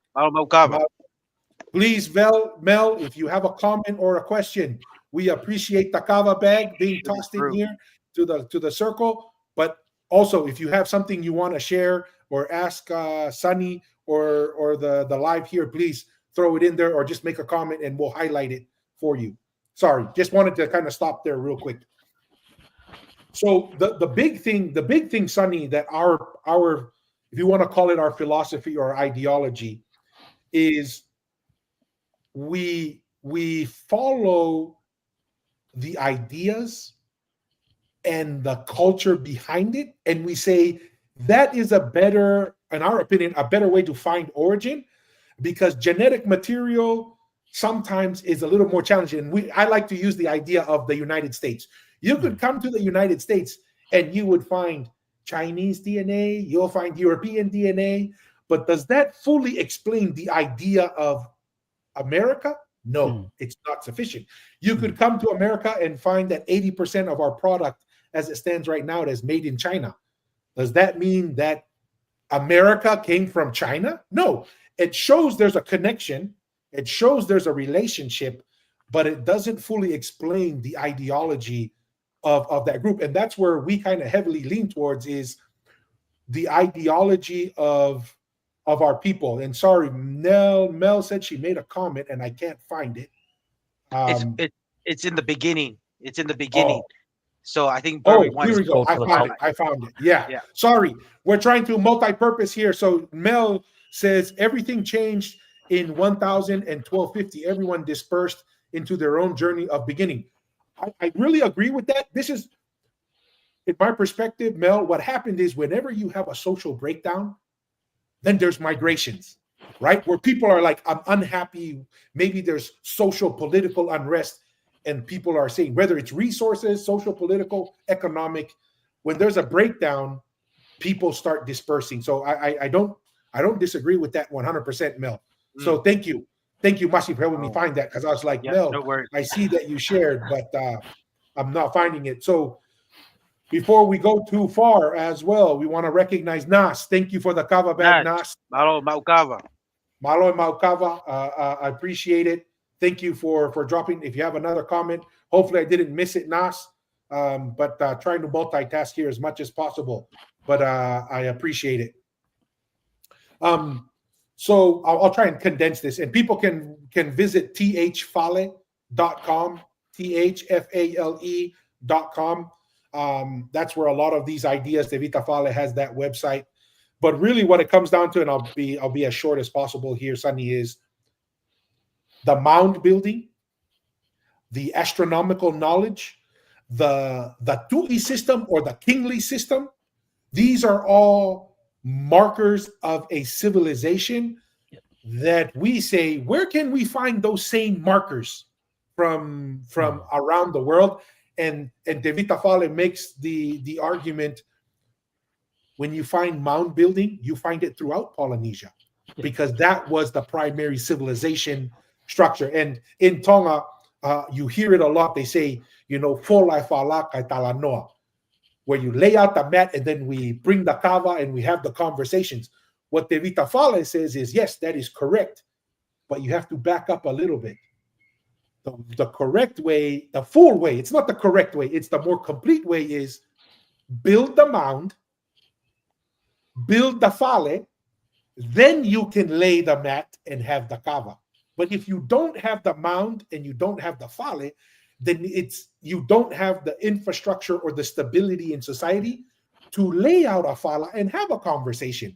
Because until you have an organized and a stable society, you cannot have conversations. You end up just warring with each other, because there is no mound, there is no fale to which you can lay out the fala and have the kava, to have the conversations. And so that's really the driver behind that philosophy that Tevita Fale has. Before I open it up for Sunny and Masi, we're going to highlight Nas's. He says, "Hipufon nukiai." So Nas says, "Give me a full cup." Full cup. Full cup. So okay. Nas, we send you a digital full cup of kava. Mahalo Pito, thank you for the contribution, Nas. I think Mel Venu put up his question. I think he wanted us to kind of touch that Lua Hatu or Lua Fatu is home of Tehui. That one. So that's okay. I'll read this out and I'll open it up for, I'm not very familiar with this, but anybody here who might have some knowledge. But Mel Venu says Lua Hatu or Lua Fatu is home of Tehui Atafu in Tonga. Not very familiar. Sunny, have any knowledge of this or anything to kind of contribute to this? Mel, if there's anything, if there's a link, if there's a link online that you can share, maybe we can pull it up and take a look at it. But if you could give more information, that would be great. So okay, but that's the crash course on it. That's kind of our position. Masi, anything to add to that, or Sunny, any comments there? No, I'll just add to kind of what Tua was sharing, and then Sunny, you can go ahead and share your thoughts. Another big reasons we kind of do follow is by he being an indicator of our origins. We do believe that we probably, like we said, we were sailor. We sailed around the Pacific Ocean. There could be ties that we went and got more women or people from east, west, the west side, up to the Philippines, who know that Taiwan, that side, and kind of help to populate these Polynesian islands. And another indicator, I'm a big believer in our oral history, but it makes it very clear when you have ruins. Tonga has the Sun Gate, which is the Ha'amonga, which is known throughout Polynesia, and the only place that has a sun gate other than in Tongatapu is in it's in the Americas. There's a sun gate in Bolivia, which is built the same way, and its purpose was astronomical knowledge of knowing the sun gates, and it helps. So that's kind of that's what helps us, just to kind of give you an understanding of what helps us to come to our conclusion. And Tevita Fale is the one that's kind of discovered, and we're just kind of falling in that idea. But to me, it's very hard to, when you have oral history and then you have ruins, it's very difficult to kind of, dispute that. So that's kind of where we kind of come to our conclusion there. But just to add on to what Tua shared earlier, I don't know if you had any thoughts, or I don't know, want to start another question, or any curious ideas. I don't know, Sunny, but No, I mean, you've raised some, brought in some stuff that I've not heard before, and even with was it Mal's comment there about lua fatu, lua hatu, so I'm making some notes for me to follow up on all these things, like I said, I haven't made that connection, further back, because I'm still trying to make those connections, in the more recent 3,000 to 5,000 years. And so, yeah, I'm making a note of all these things so I can, now I've got names to follow up on. So, yeah, thank you for that. No, I appreciate it. And that's actually, it's funny, Sunny, this is one of my favorite things about doing the podcast is I've learned a lot. A lot, and it's exciting to learn and have these. This is why sitting with you and having these conversations, listening even to our viewers are very knowledgeable. They're sharing stuff with us that we've been blown away by. They've said, hey, Tua and Masi, can you guys look into this? And we go look into it, and it's like, never heard of this before. So that's the goal here. It's to bring people, have conversations, and see where we go from there. Another quick question from my end, and Masi, if you have a question, please throw it in. Kind of give from your perspective the relationship between Tonga and Samoa, and what you've heard. I know you shared on one of the videos that we reacted to. You've spent some time in Tonga. You spoke with the Majesty, His Majesty's historian. Just help us understand what your perspective of what's the relationship of Samoa and Tonga, and anything you've heard that you say, hey, might be interesting, just to kind of throw it out there on the table. Yeah, so, just for those that unaware of the reference you just made there. So the church group that I was with at the time, this is in the early 90s, we did some work in the youth area in 90, 95, 96. And we went as guests of Princess Siuiliku Tapu. And so she, because of her involvement with what we're doing, we had an audience with the king, and the monarchy at that time was Taufa'ahau IV. And so we got to meet the king, and we got to have a very short conversation with him, and his historian. And so we were asked the question, what do we know about the connection between Tonga and Samoa? And me being the Fiapoko, I said, all I know is that Samoa used to rule over Tonga for a few hundred years up until the rebellion. And in Samoa, we would recognize that rebellion as the beginnings of the Malietoa title. And so then the king said, that's not... the story of Tonga and Samoa is not one people ruling over another people. The story of Tonga and Samoa is one people divided by class, a ruling class and a working class. And after a few generations of cruel leaders or dictators, so this is the Tuikana. the working class became a slave class. And history teaches us the thing that always follows slavery is rebellion, because nobody wants to be a slave. And then in Samoa, we know this as the Tuna and Fata rebellion. And then the rebellion was successful. And then the ruling class fled. Those in Savai'i, the ruling class that lived in Savai'i, so this is the Tuikana Kupolu, where when they left south. And so, as in Samoan tradition, the story we tell is that when when the ruling class left, the Tuikana Kupolu shouted back to Sava'i, Ma lie toa wa ma lo tau. Well done, warriors. You fought a good fight. The next time we come, we do not come to war, but we come as brothers visiting brothers. And so the two brothers, Tuna and Fata, who started the rebellion, they then go, oh, Ma lie toa. That's a cool name. I'll have it. And the other one says, no, I'll have it. So they fought over who was going to be the very first Ma lie toa. So that was the beginning of the Ma lie toa title. The ruling class, they went south. The islands they came to is south, and Tongatapu is directly south of Sava'i. And so the word for south in every Pacific language is Tonga. The ruling class that lived on Upolu, which weren't a lot, but they were based in Upolu, they went north, and the islands they came to is north of where they came from. And Tuvalu in every Pacific, Tokelau, in every Pacific language, Tokelau means north. And in Samoa, we say To'elau. And so that's where you get Tonga, Tokelau, and then Sava'i in the middle. So this is what the king, Taufa'ahau Tupou the Fourth, explained to us was the connection. And that's why, and he was saying to us, that's why whenever a Tongan wanted a tatau, they would go back home to get it done, because as far as they were concerned, that was still their home. And so you'll see, and you see it was usually the noble families that wanted the tatau, but they would voyage with a fleet back to Sava'i and get their tatau done. And so, then there's that debate of the Tongan tatau and the Tongan malu versus the Samoan tatau and the Samoan malu. Those are quite recent that we are now calling those names.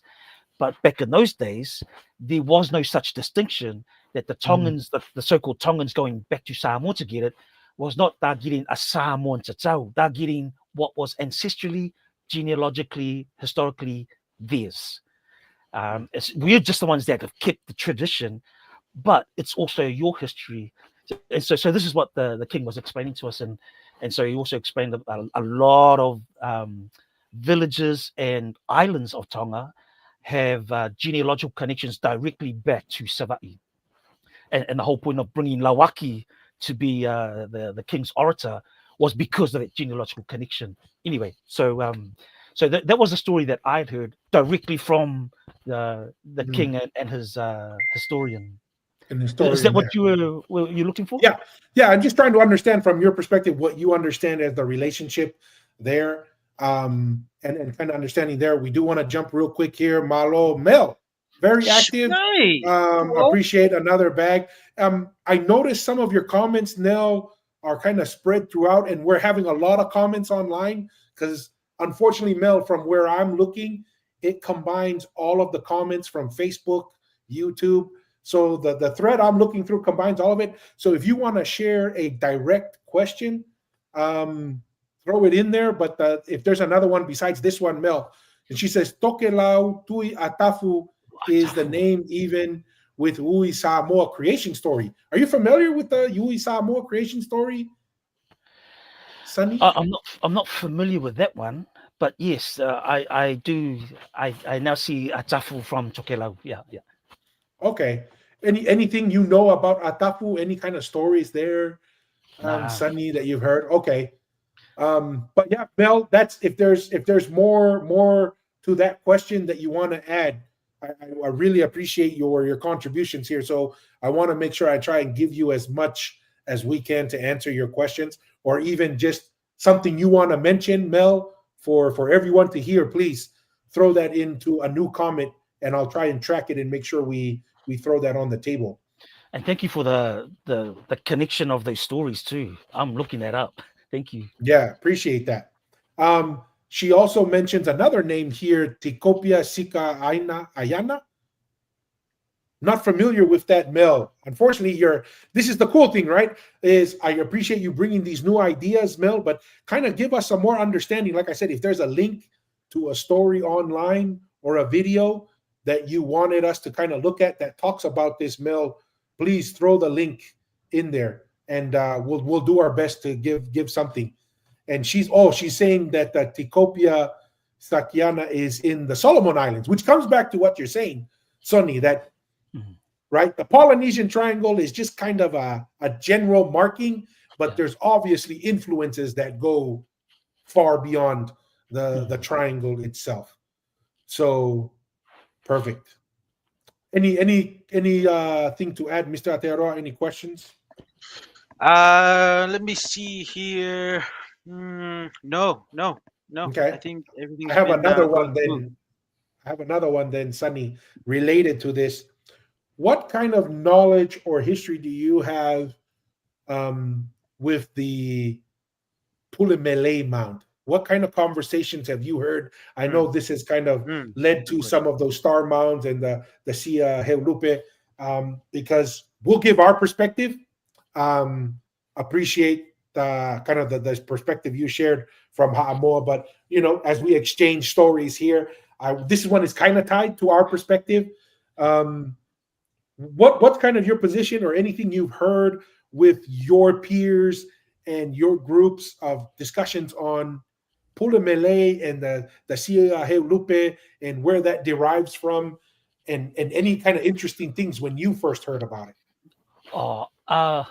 I won't go too much into it, mainly because it was a thing of interest for me. My original PhD was going to be on that.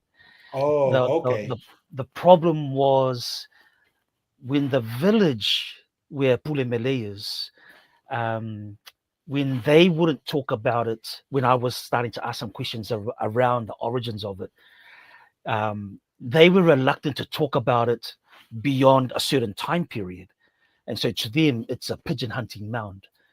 But then there's all this evidence and all this historical evidence that some of the other Samoan historians, like the late Moelangi Jackson, would talk about. The late Moelangi Jackson hosted, I've forgotten his name now, but he was a geologist, world-renowned geologist, who's from Australia, based himself in Savaii to look at Pulimele. So had conversations with them. Then there's the Norwegian expedition, archaeological digs around there. I've forgotten her name now. So there's a whole bunch of stuff around it that I got to look at, but the village wouldn't talk about it. And so it made me pause around talking too much about Pulimele, because it's like I'm really critical of Western academics, anthropologists and historians come to Samoa, spend 6 months, or any part of the islands, spend 6 months there, write a PhD thesis, then they become known as the experts on us, even though they're only with us for 6 months. And so, and I found that, really offensive that these foreigners would be considered experts on us, even though they were only with us for 6 months. And now here I am, as much as I want to know about Pulimele, when the village won't talk about it, I'm reluctant to talk too much about it, because it's really a lot of it's to do with their ownership of Pulimele. Interesting. But there are some, so I can't talk too much about some of the oral stories that I unpacked from them, because they won't talk about it. But I don't mind talking a little bit about what some of the literature says, and then a bit about, because I spent some time with the late Moelangi Jackson and the geologist that stayed with him. And so Pulimele is just one of those places that, for those that don't know, Pulimele is, in the eyes of people like me, is like a early prototype of a 4-step pyramid. It's exactly 12 meters high, 60 meters by 65 at the base, and it is almost identical to the 4-step pyramids you find in Peru and Chile. And according to the Norwegian archaeological digs, it's about 1,000 years older than the oldest ones you find in Peru and Chile. And so it's just, you can't see the 4 steps right now because of volcanic activity. You need a bit of creative license to see the images of it, but you can kind of make out 4 steps. But yeah, it's just one of these places. So I know the Dr. Peter Sharples, who's one of the Maori leaders here in Aotearoa. he stood on Pulemele and he made the declaration, this is where Māori are from. And a few years after I read that, this is in the early 2000s, I actually met Dr. Peter Sharples at the Otara Free Market. And I asked him, and I said to him, there's this piece of literature written by Tuiatua that says that, you stood on Pulemele and made this declaration, this is where Māori are from. And I asked Dr. Peter Sharples, do you stand by those comments, or was he just being presumptuous? And Dr. Peter Sharples looked at me and goes, no, I stand by those comments. I thought, wow. So I didn't get a chance to talk much more about him, but he makes the contention that so along the southern coast of Savaii is this fence structure called Pao Tonga, which is the Tongan Palisades. So the Australian geologist was saying it was what the Tongans put up when they were living there. And I said to him, no, that can't be right, because they were only called Tongans when they left Savaii. They weren't in charge of, they didn't rule over Samoa as Tongans. They were just the ruling class, according to what the king had said. And so he didn't like what he said, but he said to me that so I think Dr. Peter Sharples was saying that southern Palisade, the Pao Tonga, is what the parasites here in Aotearoa are trying to imitate, where they put their parasites around the mountain, imitates the Le Pao Tonga around, along the southern coast, centered around Pulemele. So this is what Dr. Peter Sharples makes the connection to. The Australian geologist did say that that one of the extraordinary things about that southern fence line is that when they extracted materials from it, there's a type of iron there that predates the arrival of the Europeans with their bronze and their iron. And so he said that, in Samoa, the word for spoon is sipungi.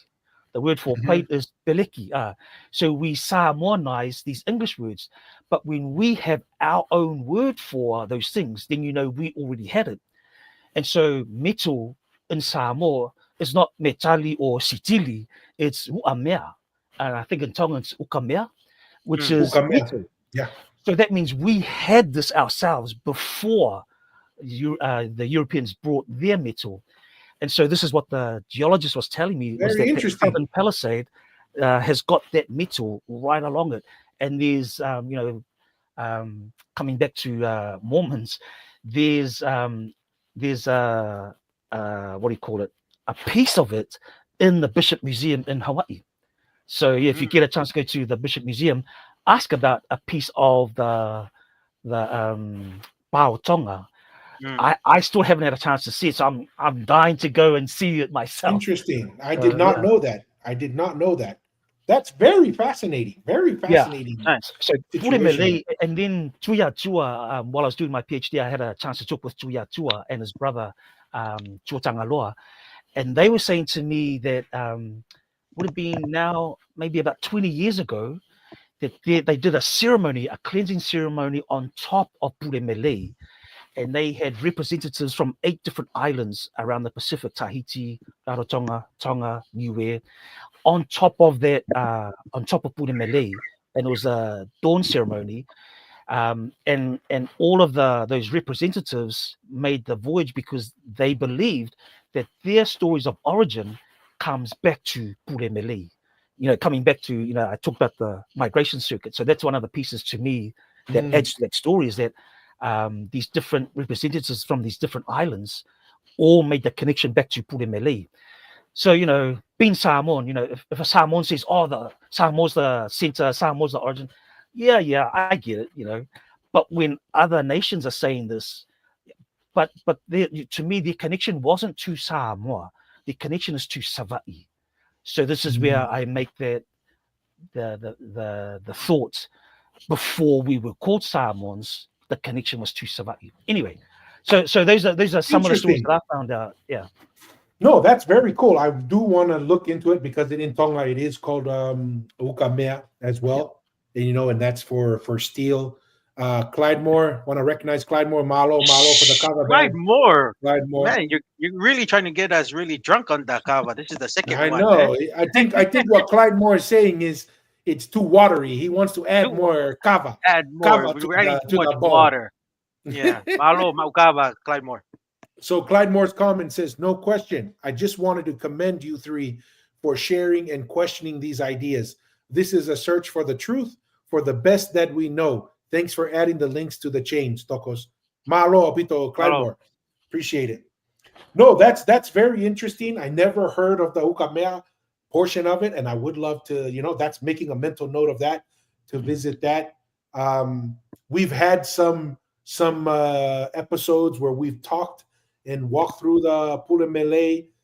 One of the things that we even had some, and maybe you were part of those, or some of the people you mentioned in those expeditions there, Sonny, but because Masi speaks Samoan, we were able to watch or respond to some of the interviews of the villagers in that area. And one of the things, and I wanted to see what your thoughts were, was there were two of the ladies from the village in that area that lived there, that there are two things. They brought up the Pa'atonga, right? And they said that in their village, their history, according to her, everybody has different. Let me say it by clarifying this. You can have a village and there's certain stories in that village, but then there's also within certain families, there's stories within that family. So I'm not saying that this young lady or these 2 or 3 young ladies are representing the whole village, but they're from the village and at the very least represent their portion of their family who share this. Is they said they had always grown up and they were told it was the Pa'atonga, right? And and they never heard the term Pule Malay before. They never, and she said, I don't even know where that name comes from. They said, so that's what my question is do you have any knowledge of where that name Pule Malay comes from? Because she seemed to say it's like we always called it Pa'atonga and that this was tied to the Tuitonga's residence. That's what she said. She had always grown up, and she even references the gentleman who owned that land, or at least farmed on that land, that's what he shared as well. But where does the name Pule Malay come from? Yeah, again, like Savati, it's one of those things where once I get the stories around that, then I'll be asking the questions, where did that come from? I haven't looked into that yet. I've heard some people theorize and applied a type of etymology to it. I'm not sure if current etymological analyses fits the past will make sense of these ancient practices, because not every ancient word can be broken down into bit words. But that's only my own fear, Poko. It could very well be the case, but I haven't looked enough into it to make any intelligent comment. What are some of those ideas about the etymological origin of the word? Because I haven't heard, like, that's something I've never heard of anyone saying, well, this is a possible definition, but what is some of those ideas? So I've heard some say Pule and Malay. So the Pule means authority. Makes sense, yeah. And Malay. So then they have nothing for Malay because there is no such word or person in our stories that we know of. I see. And then some say Pu, horn or trumpet, Le, and then they still get stuck on Malay. So those are a couple of things that I've heard. I see. So the trumpet of, So again, I'm not sure. It could very well be, but I haven't looked into it to make anything. Okay. Any real connection to it? I mean, that's something. Hey, maybe someone will find something or whatever, right? But that's more information looking to come. Well, there is this. So I got to stand on Pule Malay before it got closed down to the public. This is when was this? 2009.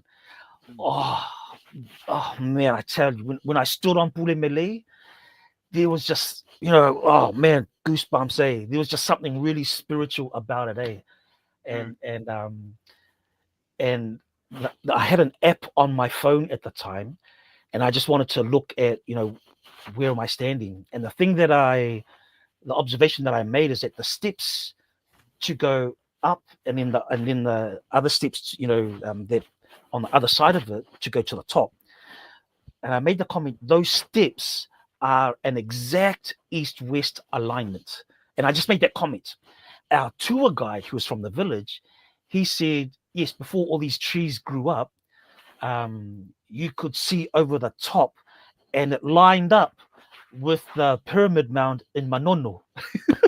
What? Mm. So, you know, when you talk about pyramid mounds and astronomical connections, Pulemele was not just a burial site, but there was there's a type of connection with the one in Manono, and I haven't looked at it yet, but I wanted to see, is there a connection? Is there something in Manua to get that east-west alignment? And so, you know, I'm hoping to get to Manua at some stage to have a look. Is there a type of pyramid structure, mound in Manua, and does it line up with that Very interesting. Pulemele and the one in Manono, the star Astronomical mound in alignment Manono? there. Yeah. Yeah. No, that's very Yeah. interesting. So there seems there's voyaging connections to it, as well as a burial place. Yeah, no, 100%. And that's the first thing that, you know, I find it very interesting that you shared that some of the observations are these are very similar to the pyramids in Peru. Yeah. Right. And obviously for obvious reasons from our Right. ideology, we would say, yeah, we would be open to that. And that would make sense. And this is something that Te Vita Fale draws on very heavily. And these astronomical alignments are not by chance, right? Yeah. And the thing that's really important is the understanding of the astronomy is actually very critical, and it's reflected. I wouldn't be surprised. What I'm trying to get to this is, Sunny, I wouldn't be surprised if there are other things that astronomically are tied. If we're saying that the Pulemele Mound is oriented in a way east to west, which means the rising and setting of the sun. That is also true of the Ha'amonga. So one would assume that there would be other astronomically aligned items. And Te Vita Fale makes a very, in my opinion, obviously biased, in my convincing argument that the Ha'amonga, and I know in the Samoan astronomy they call it the Amonga too, that is a very, very significant constellation in the sky. And that is actually something that Te Vita Fale has recorded, that the kava ceremony in Tonga is heavily based off that. There's the east-west, and the significance, at least from the Tongan perspective, is east-west is the movement of the sun, and that is directly tied to whoever is the leader. So the road of Tangaloa, who we take the position is the kingly line, the road of Tangaloa is east-west. It's the movement of the sun. So the fact that this structure is aligned from east to west could be a hint that this is the residence of the king. This is why even to Tonga to this day, when they speak poetically of the king, they speak about the sun. The son of Tonga, the son of Polynesia, because that is a representation. And so that's the road of Tangaloa, or the road of the king. The road of Maui is the Milky Way, and that's Maui's road. And so those are some of the things that when I hear about Pulemele and I hear those things, 100% agreed. I think they're significant. We have our own perspective on it. There's oral history in Tonga, and we even looked at some of the studies. I guess there was a structure that was built on top of Pulemele, and they looked at the post. There was a primary post, and they did the dating on that post. A lot of it is within, I want to say it was around the 1200 AD-ish of the age of that post. And obviously there's a lot of connections. That's why I brought up the Pulemele and your kind of discussions on Samoa and Tonga's relationship is we agree. There wasn't a Samoa and a Tonga. There was what we refer to as a family. There was a family governance that led to the social structure and stability throughout Polynesia that kept us connected. Obviously, we lean towards the Tuitonga, but I'm very interested to hear what made the gentleman. Did he share with you as to why he said this is where the Maoris come from? Is it what was kind of his driver? Was there any oral history or any type of knowledge or any type of kind of just information that he shared with you that said this is why I believe this? I know you mentioned there's a structure in New Zealand that seems to match that, but was there anything else he shared as to why he was driven? So he did offer to make himself available for an interview with me. The problem was he was a politician at the time, and he was always in Parliament. So I've been trying to find him and reach out to him to see if I can have that conversation with him. This many years later. But what I did find is, so my cousin. This is late 90s, early 2000s. My cousin. The one that set me up to get my tatau, he used to work for the government, and he called me one time and he said, "What's Ngā Puhi doing up here in Samoa? They want to go to Savaii." I said, I don't know, what's going on? He said, there are these Ngā Puhi elders. So Ngā Puhi are the northern iwi of the north part of the North Island, and so he was saying that Ngā Puhi are there with some elders. Wanting to dig up some bones because they believe their waka came from Savaii, and so they wanted to make that connection.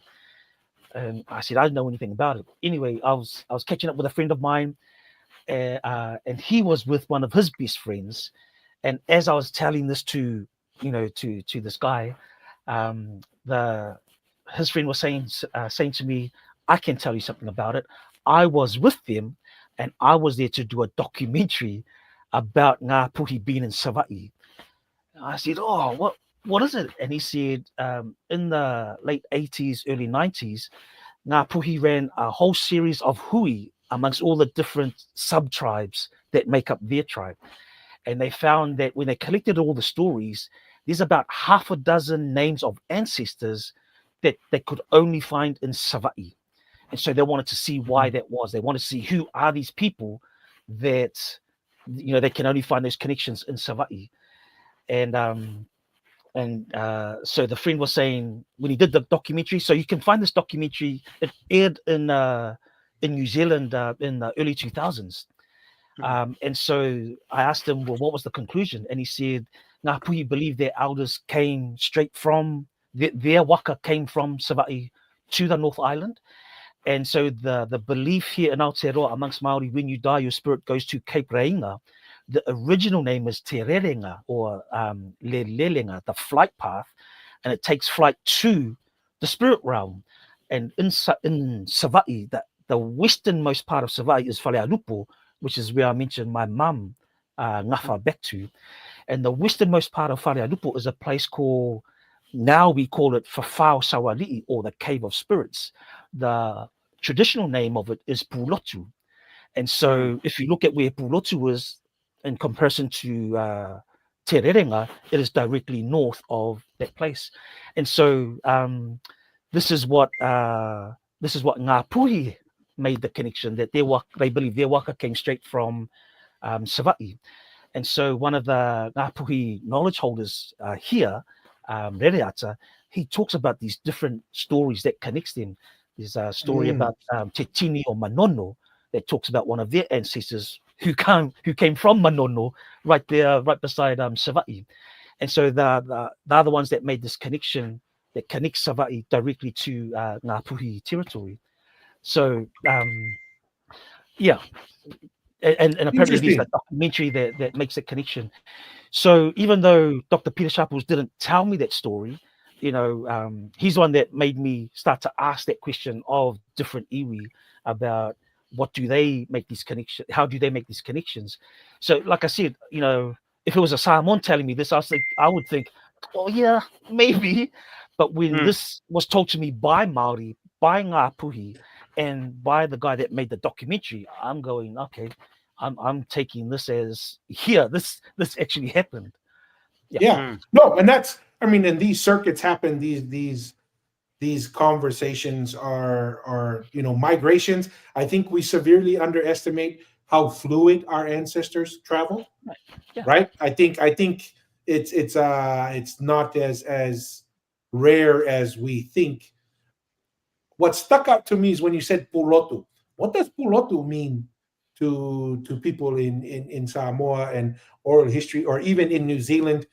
What's kind of the discussion there about pulotu? What is that? So Are you familiar with that term? yeah, so Pulotu is the name of the spirit realm, the entrance to the spirit realm.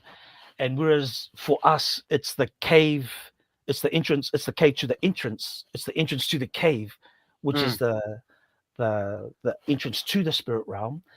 So there's the guardian or the Tui Pulotu. And I know there's Tui Pulotu in Tonga, Tui Pulotu in Samoa. I'm also aware that in Samoa, Savea Si'uleo has been known to be the name of that guardian. In Tonga, Havea Hikuleo. Coming back to Havea and Hikuleo, you mentioned that in terms of a more ancient story around the name. So that's what I know of in terms of Pulotu. That's the place of the spirit realm. Yeah, it's very interesting because obviously from where we come from, Pulotu is the spirit world, and it's to the west. And you shared that in Samoa, it's the To the west. westernmost point. Yeah. It's tied there, and for Ngāpuri, it's north.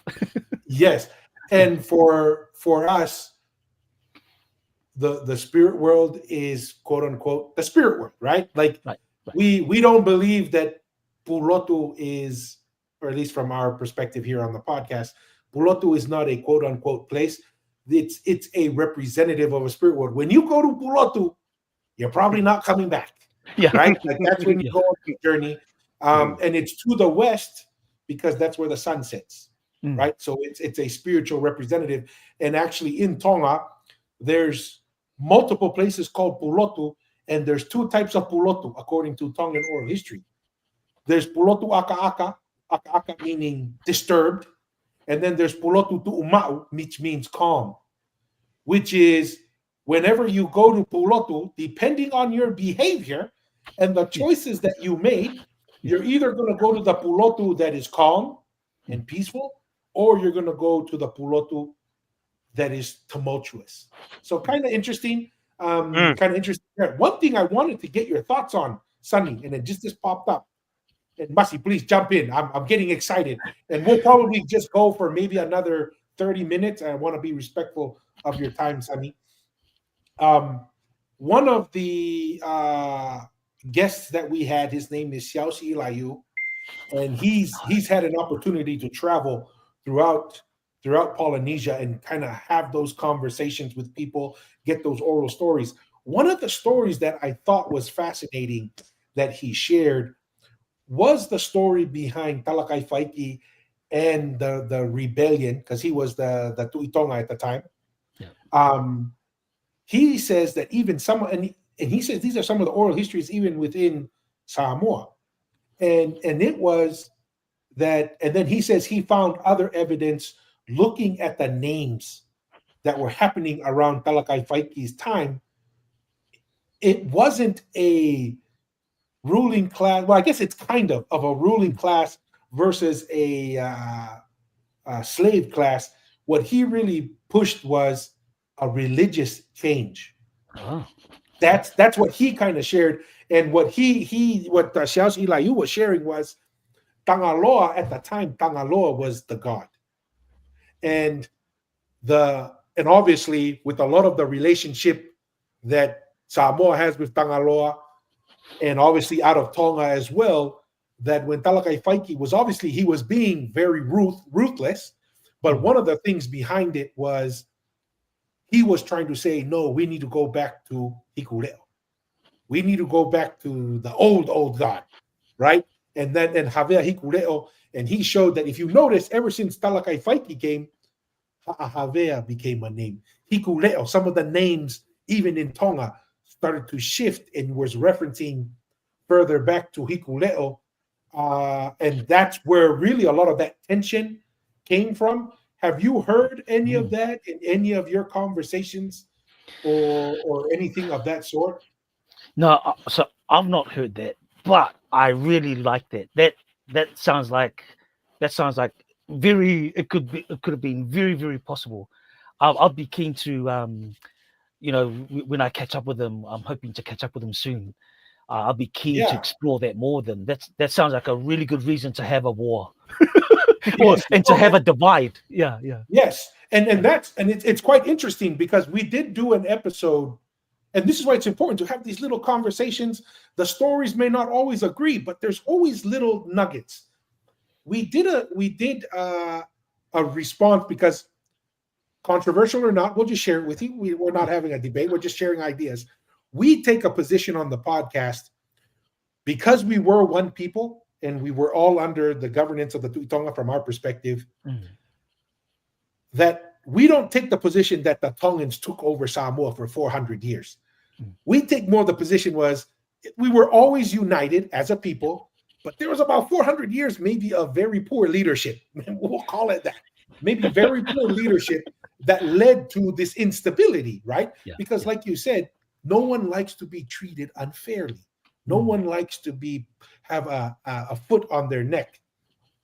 And what I wanted to share was, from our perspective, what happened was, and this is going to be a question to you maybe, we take the position that Tuna and Fata and the Marietoa and that whole situation wasn't really a war, and we've tried to find information on it, but it was more of a scuffle. It was a battle. It was a battle, but not necessarily a war. And that's why Talakai Faiki says it's not that he was kicked out of Samoa. It was the Samoans were telling him, we don't like how you're treating us. Like, this is not appropriate, right? You're breaking the social contract between leadership and the people. And that's what drove the situation there. And I find it interesting. I want to hear your perspective on that. But also, I find it interesting that a lot of the oral history that we have found online, that Tuna and Fata and I guess an uncle of theirs, I can't remember the name right now, but there were a nephew, there were some like miraculous events that happened where Talakai Faiki said, you know what, there's this giant boulder. If you guys don't move this giant boulder, which apparently was impossible to move, I'm either going to kill you or punish you. And to me, some miracle would always happen, which to me kind of points back to, this is like a religious challenge. If you believe Tangaloa is your God, then make this impossible feat happen, if that makes sense. But what's kind of your thought on that position? Is there more evidence that it was a full-blown battle that lasted many years, or is it one singular battle between Tuna Fata and Talakai Faiki, and kind of the historical stories of some of the miraculous events that happened leading up to the battle with Talakai Faiki? If that makes sense. I'm just asking for thoughts and comments there. Yeah.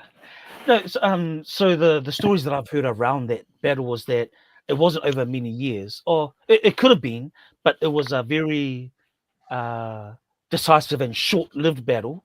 Like, it wasn't Tuna and Fatsa's parents, and it wasn't their kids that carried the battle on. Like, it was with Tuna and Fatsa, and it ended with Tuna and Fatsa. So it wasn't a generational battle in that regard. So, and there are a lot of place names around Samoa that talk about how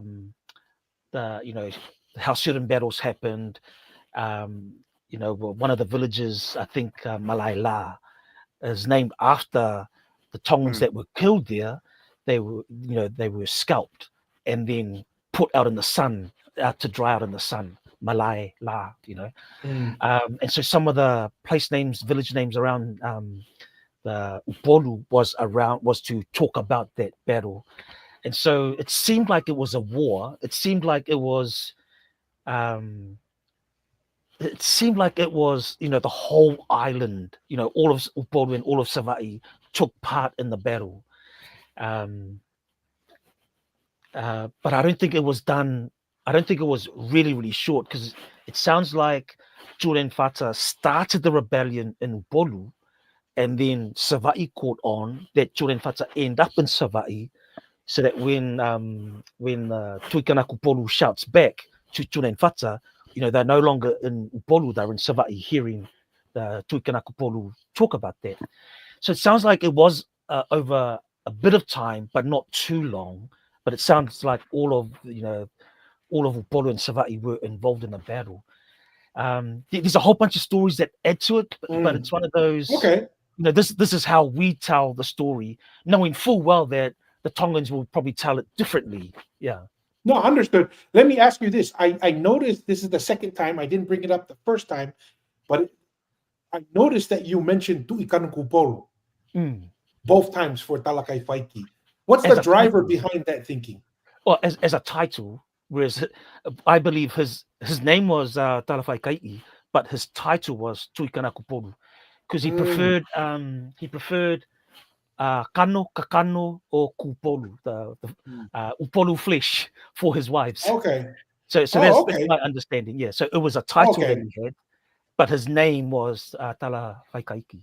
Okay, interesting. Yeah, because from our perspective, he was a Tuitonga. The Tuikan Kupolu doesn't get installed for. So maybe that's where the name Tuikan Kupolu originally comes from, if that was a title he liked to use in Ha'amoa. But in Tonga, what I find very interesting from our old history, and this is why we don't really take the position that it was a full-blown war and repulsion, because our oral history actually says that the Tuitonga, I think 3 generations after Talakai Faiki, they live in Samoa for about 5 generations. Right. And so it's kind of interesting, and that's why we take the position that Talakai Faiki says, "Hey, I'm coming back. It's not that I'm not coming back. I'm coming back, but I won't be coming back to war," because he actually respected what happened, right? Like it's almost like he was saying, "Well, why didn't you guys stand up for yourselves sooner?" Right? Like it kind of, that's the way it kind of comes across. But yeah, interesting, because I noticed you kept mentioning Tuikan Kupolu, which is kind of doesn't quite align. But maybe if you're saying you're taking the position of that was a title he liked to use in Ha'amoa, that could be something that could be going on there. Mr. Atero, any questions, comments? Maybe we've talked too much and lived. Sorry, go for no, it's fine. No, hey, it's fine. It's all good. Sunny, I just had some other questions too, because when I was in Upolu, if you have any, there's this place called, I think they call it Sainga. They kind of use it more now, but right, which is you had to go there. Yeah, that's what I'm saying. And then some of the oral history that I've heard, that Saina, which is called, it's supposed to be Saina, because apparently that village was a place of residence for the Tuitonga, and there was no Fa'alupenga, which Fa'alupenga is very common for all the titles in the other villages. But they said just of recent, because of how they do protocols, they've kind of merged Saina to Fareata, I believe, in Upolu, to kind of when they do their Fa'alupenga stuff, when they do their cultural events. But in the time, there was no Fa'alupenga for that area, because that was a residence for the Tuitonga, and Saina means it was tapu, to go and walk in that area when the Tuitonga was there. I don't know if you had any other stories, and this is just part of the stories that I'm just adding to what Tualau kind of shared with after the scuffle that happened with Tunan Fata and Talagai Faiki, that we did the Tuitongas, or you say the Tuitongas came back, and they were still, mingling, and still, like I said, Samoa was like driving to Hamilton. It was almost like a very constant traveling to Upolu and Savai. But I just know, I wanted your thoughts on that place on Saina, or Saina, or however you say it. But what am I hearing the right oral history from what that's been told, or what are your thoughts on that? So, I mean, it's funny because I didn't want to go down that road. I was happy if you don't want to, that's fine. Oh, well, yeah, you're right. You're fine. Only because I was going to talk more about it. So, you're fine. So this is the. Can you see that? Oh, how do I unmirror? No, I can see it. It's fine. It's Okay. Fa'alai Ngofiena, something like that. So this is the Tusi Fa'alupenga Fa'alupenga o Samoa. of the villages of Samoa. Yeah. Mm. And this is where is it? Sainga, the Fa'alupenga Yes. for Sainga. Yes. So I'll read it out to you. Yeah. Afio mai, which is how you address the high chiefs. Afio mai, alo ole Tuitonga, the son of Tuitonga, Tuitonga. Faletaongo. Maliu mai lo lua to'alua. Maliu mai refers to the orators. So welcome your two orators, Lawati and Motuapua'a. Yeah. Motupuaka. Lawake Motuapuaka. Yep. Okay. Yeah. And then the final line, Maliu mai mamalu, again referring to the orator, Sa Ta'alawa. So one of your other two is the Takalawa. Tuiha'a Takalawa. Takalawa. Yeah. So that's the Fa'alupenga for Sainga, the village of Sainga. Yeah. And so it mentions when you talk about oral traditions, Yeah. in the honorifics, in the way you address people from Sainga, which is exactly what you're saying, the original name doesn't mean China. It references where one of the bases of the Tuitonga. So it references the Tuitonga, references Faletaongo, references Lawaki, Motupuaka, or Motuapua'a, and Ta'alawa. So in Samoa, Sa is the lineage of, or the house of. So Sa Ta'alawa is the same as Ha'a Ta'alawa. Yeah. So Ha'apai is the Ha'a of Apai, which is, comes back to Manono, Sa Apai. So Sa and Ha'a. So in New Zealand, Ngati Poro refers to the lineage of Puro. Ngā Puhi refers to the lineage of Puhi. And it's the same in the Cook Islands. The Ngati Tangi Ia refers to the lineage of one of the kings, Tangi Ia, Ngati Uenuku. And so they seem to have, the Ngati Tangi Ia and the Ngati Uenuku, based in Rarotonga, they seem to have their lineages directly back to Sava'i as well. And so here, in the Kusi Fa'alupenga that you mentioned, Tuitonga and the Sa Ta'alawa, and I was thinking, I don't want to add, if it's already the Tuikanaku Polu in the Tuitonga, and so I was thinking, I don't want to talk about. No. I'm glad you brought that up. But now you mentioned. No, I'm glad you brought that up, because really, what that, from our perspective, that's actually very important information, because it gives a certain timeline, from my perspective, to that. What is it called? The Fa'alupenga. Yeah. So what I find interesting is it doesn't directly name the Tuitonga in that. It says Koi'alo, or it says the son of the Tuitonga, and then it names the Tu'iha'a Takalaua, which is many generations. That to me gives a timeline, because the Tu'iha'a Takalaua is installed by Ka'ulufonua Fekai, and he is actually the one that, when we said the Tu'itonga leaves Tonga, it's Ka'ulufonua Fekai, because he installs the Tu'iha'a Takalaua. Then he goes to where we say Ha'amoa. From our perspective, when we hear Samoa, we say Ha'amoa, which is the clan or the family of Moa. Right. Yes. And so to me, this Fa'alupenga has a timestamp on it, from my perspective, because it states that Tu'iha'a Takalaua, which to me would make sense, from my perspective, obviously, that when the Tu'itonga goes to Ha'amoa to reside, which he resides from, like I said, for about 300 years, about 5 Tu'itongas, their main residence is in Ha'amoa, from our perspective. And that Fa'alupenga seems to match that timeline, because it's referencing the Tu'iha'a Takalaua. And we have kind of discussed it, is a lot of the Western perspective is, the Tu'iha'a Takalaua took over from the Tu'itonga, and the Tu'ikanuku took over from the Tu'iha'a Takalaua. But we, from the Tongan perspective, is no. The history that we've heard and discussed with multiple people is I think there were 3, maybe 4 Tu'itongas that go through assassinations.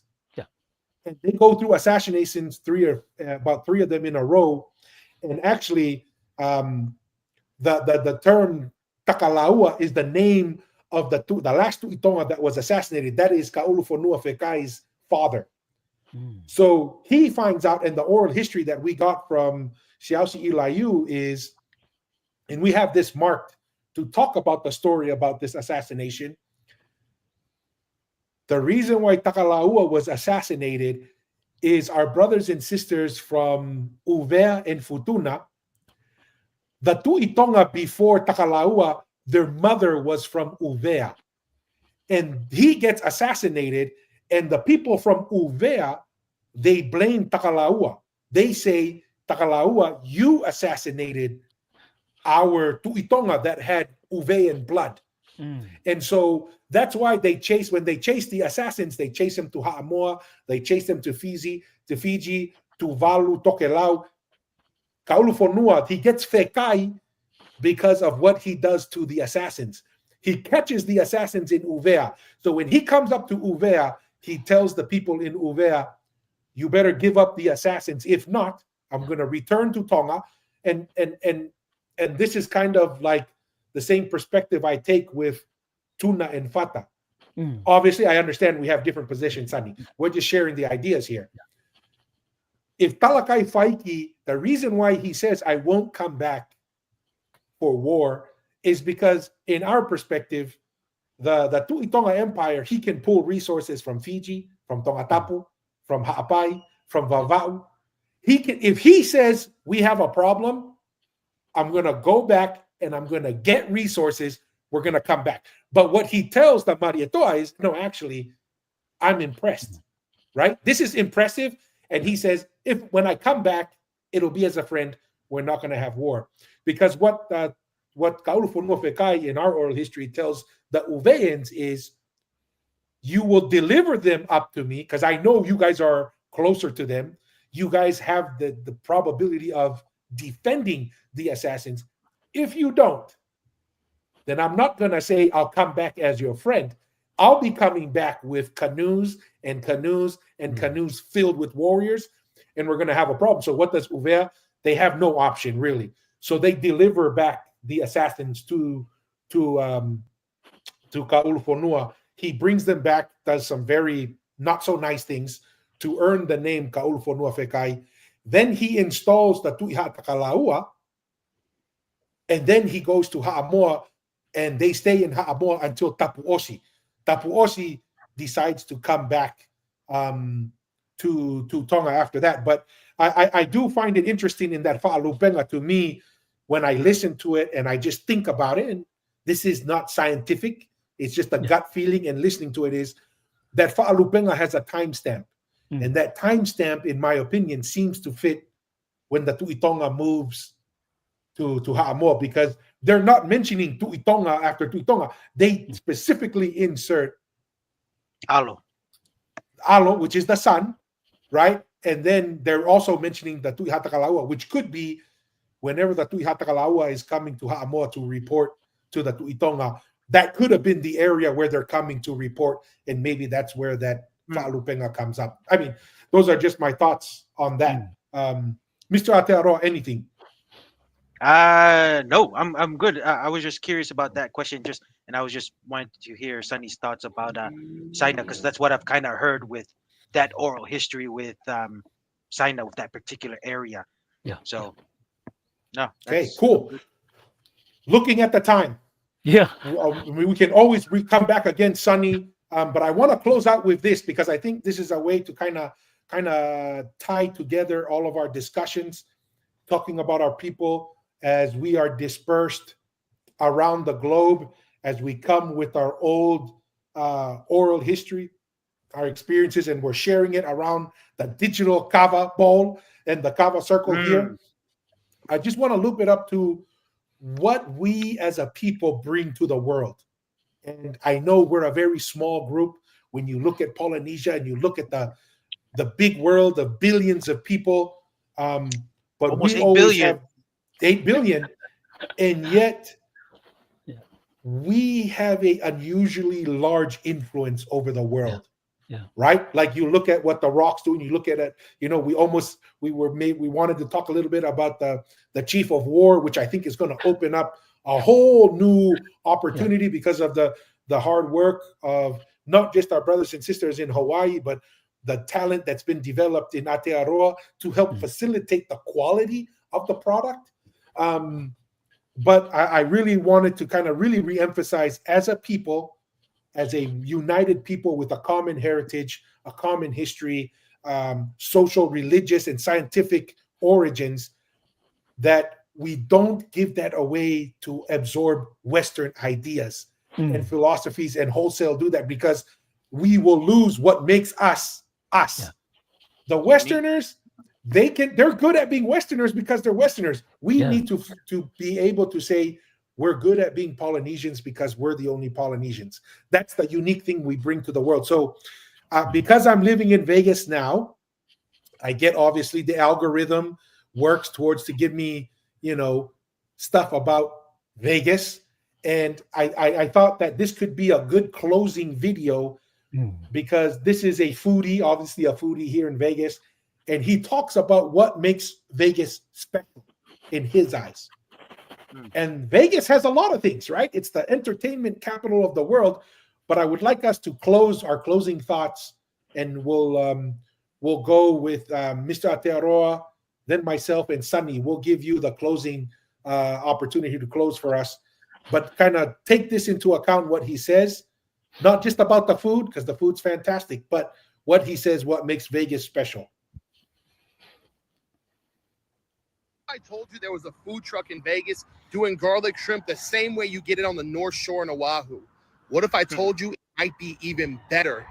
Polynesians and Hawaiians are what make Vegas special. It's what makes us the ninth island. So it's an honor to introduce you guys to Killikine, the shrimp truck. People line up every day for this shrimp truck, and it's usually parked by the Deep Roots Dispo over on Blue Diamond. The menu is real simple. You can get lemon butter garlic, garlic scampi, hot and spicy, or the kalena, which is the lemon butter plus the hot and spicy. All plates include 2 scoops of rice, a half pound of shrimp, and mac salad. We'll play the whole thing, but that first part is what I'm really interested in. All right, I want one of everything on the menu, plus an extra order of that mac salad. Okay. We also have crazy ass fruit refreshers filled with lilikoi and pineapples and coconut. All right, we got one of everything on the menu. Let's go home and try it for y'all. Perfect. Right, we'll pause it with that. But I thought that was kind of interesting that here we have an American living in the entertainment capital of the world, and what he says makes Vegas special. But Mr. Aotearoa, we'll go to you, then we'll come to me, and then we'll finish with Sunny to close us out. Hey man, like I said, I'm always amazed, especially in America. You got 300 million people, and you know the percentage of Polynesians is 0.01%. Yes, percent. And it blows my mind the amount of influence. Like, you get this guy who's probably never left the mainland of the United States, but the amount of influence of Polynesians are having, it blows my mind. And I hope people appreciate, what we can do, and don't, that always aim high, think highly of yourselves, and value what the ancestors did, and we can do if we put our mind into it. You just got to put in the work and not be afraid of work. Enjoy everybody's contribution. A special thank you to you, Sunonny Natanielu, for your time. And like I started in Samoan with the Whelua Inga, I just want to do like my whaamalo, ia te oe Sunonny Natanielu, e maua le loto toa, ma le loto tele, e mawhai ona au whaatasi mai mātou mo nei afiafi nei aso sa, whaftai ia oe ma whaasoe ina lo manatu, e tūsai ma le tala whaasoe pito tātou tangata e le Pasifika. Ia toi whaatumuina mea ua whaangauina ona maua nei, ia whamanuia ia te oe ma lo ainga, ia manuia i le lumanai. Yeah, lau tala lea, malo, soifua ia. Thank you. Malo, Masi, once again, Sunny, want to say thank you. Well, appreciate your time, your willingness to engage. Like you said, from our conversation here, I take it that you're someone who lives what you speak because you're here. And we appreciate that, because it is in engaging. It is in being willing to engage that change can happen, that knowledge can be shared. Want to really appreciate all of our viewers and our listeners. Appreciate all the kava bags that were thrown in. Yeah. that was shared, the questions, the comments. As always, we have viewers that aren't as polite as we would like them to be, but that's the way the world goes, right? We Too much kava. embrace the whole bag. When the kava gets too much, some people need to go to bed early. Yeah.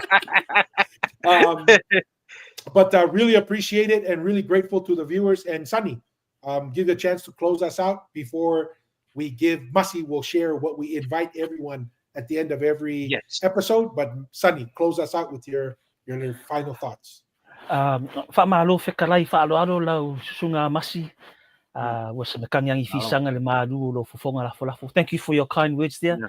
And thank you for honoring me with the Fasamo as well. Thank you both for giving me the opportunity to share some thoughts, as scandalous and as controversial as it will be. I think the thing that I think Pacific people bring to the world comes back to our history as tangata moana, people of the ocean. You know, over the course of history, for hundreds and thousands of years, all of the people, land-based people, are fighting over land. Meanwhile, we occupy the ocean. And the people of the land, they put all their technology and innovation into housing and palisades and fortresses. And our thinking and technology goes into creating va'a that can turn the massive ocean into highways that connects all the islands. And this is where what's his name? Epeliho Ofwa talks about, you know, the immensity of the ocean, and that's our home. An ocean of islands, yeah. Yeah. And so when you think from an ocean-based perspective, the way you see the world is significantly different to the way land-based people see the world. So when Captain Cook comes out into the Pacific 250 years ago, he sees a people whose voyaging vessels outperform his by miles. Not only are our voyaging vessels bigger than his, but they're also faster than his. And, you know, the Endeavour design, the tall ship design, has got 3 or 4 masts and about 50 million sails. We've only got 2 masts and 2 giant sails. And so Captain Cook is shocked when our with the Tahitian war canoe outperforms his one. And the thing is, we shouldn't be surprised, because that's our domain, our innovation, our way of thinking, our way of connecting to the world is from that perspective. And so, you know, in Samoa, we call about tausileva, in Tonga, tauhivaha'a. And so we understand that concept today as the way we protect and nurture the relationships between one another. But when you're out in the middle of the ocean, you must also tausileva with the wind, with the waves, with the stars, the moon, the birds, the dolphins, the whales, the sharks. And so our way of connecting to the world is multidimensionally, but the people on land don't think of it in the way we think of our connections are. And so when you realize that you come from that background, there's no wonder why we're doing so well in rugby, in league, in boxing, in the fighting arts, you know, in academia. Tonga is the most lawyered nation in the world per capita. Now, also, I understand Tonga is the most qualified. There are more people with degrees in Tonga per capita than anywhere else in the world. So even in academia and in the corporate world, we are making ourselves known there. We are now even in opera. You look at the amazing things that Sole Mio and some of these the up and coming Tongan opera stars are getting into.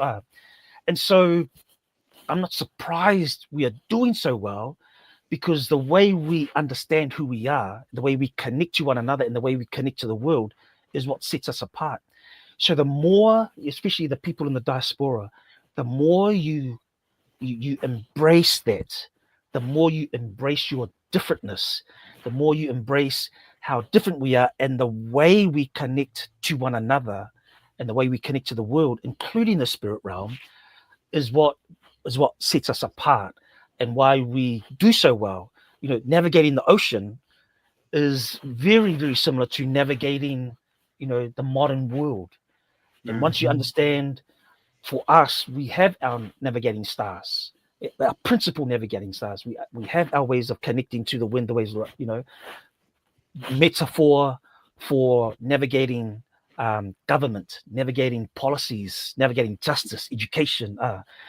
And so once you learn to draw from that wisdom, you realize how well we can navigate, so that, you know, we are achieving all these amazing things that we're currently achieving for such a small percentage wise.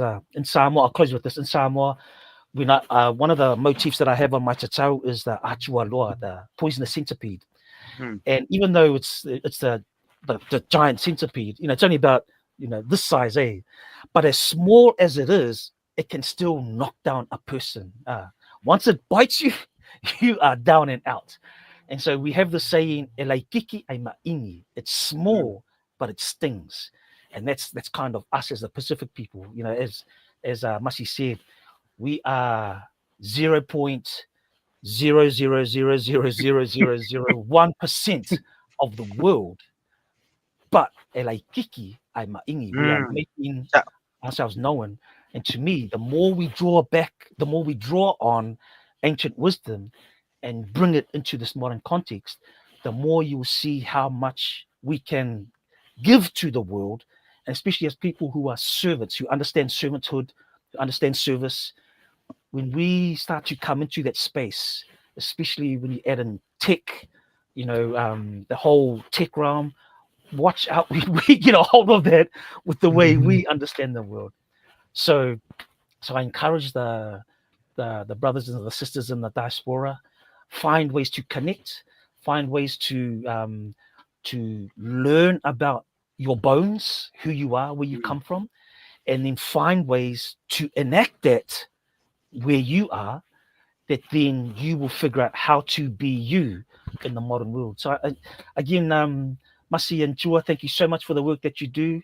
Bless you with the work that you do. May it continue to succeed and continue to draw our people together and draw the knowledges out that we can then start to pick and choose from, where we will stand on that spectrum. So thank you again for the opportunity. Mahalo. Mahalo. Thank you. Well, that's the end of this live digital cover session, everyone, on the Polynesianized podcast. The three things we always leave with everyone is be bold, stay curious, and ask the hard question. Alofa atu, ofa atu. Take care, everyone. Mahalo. Peace.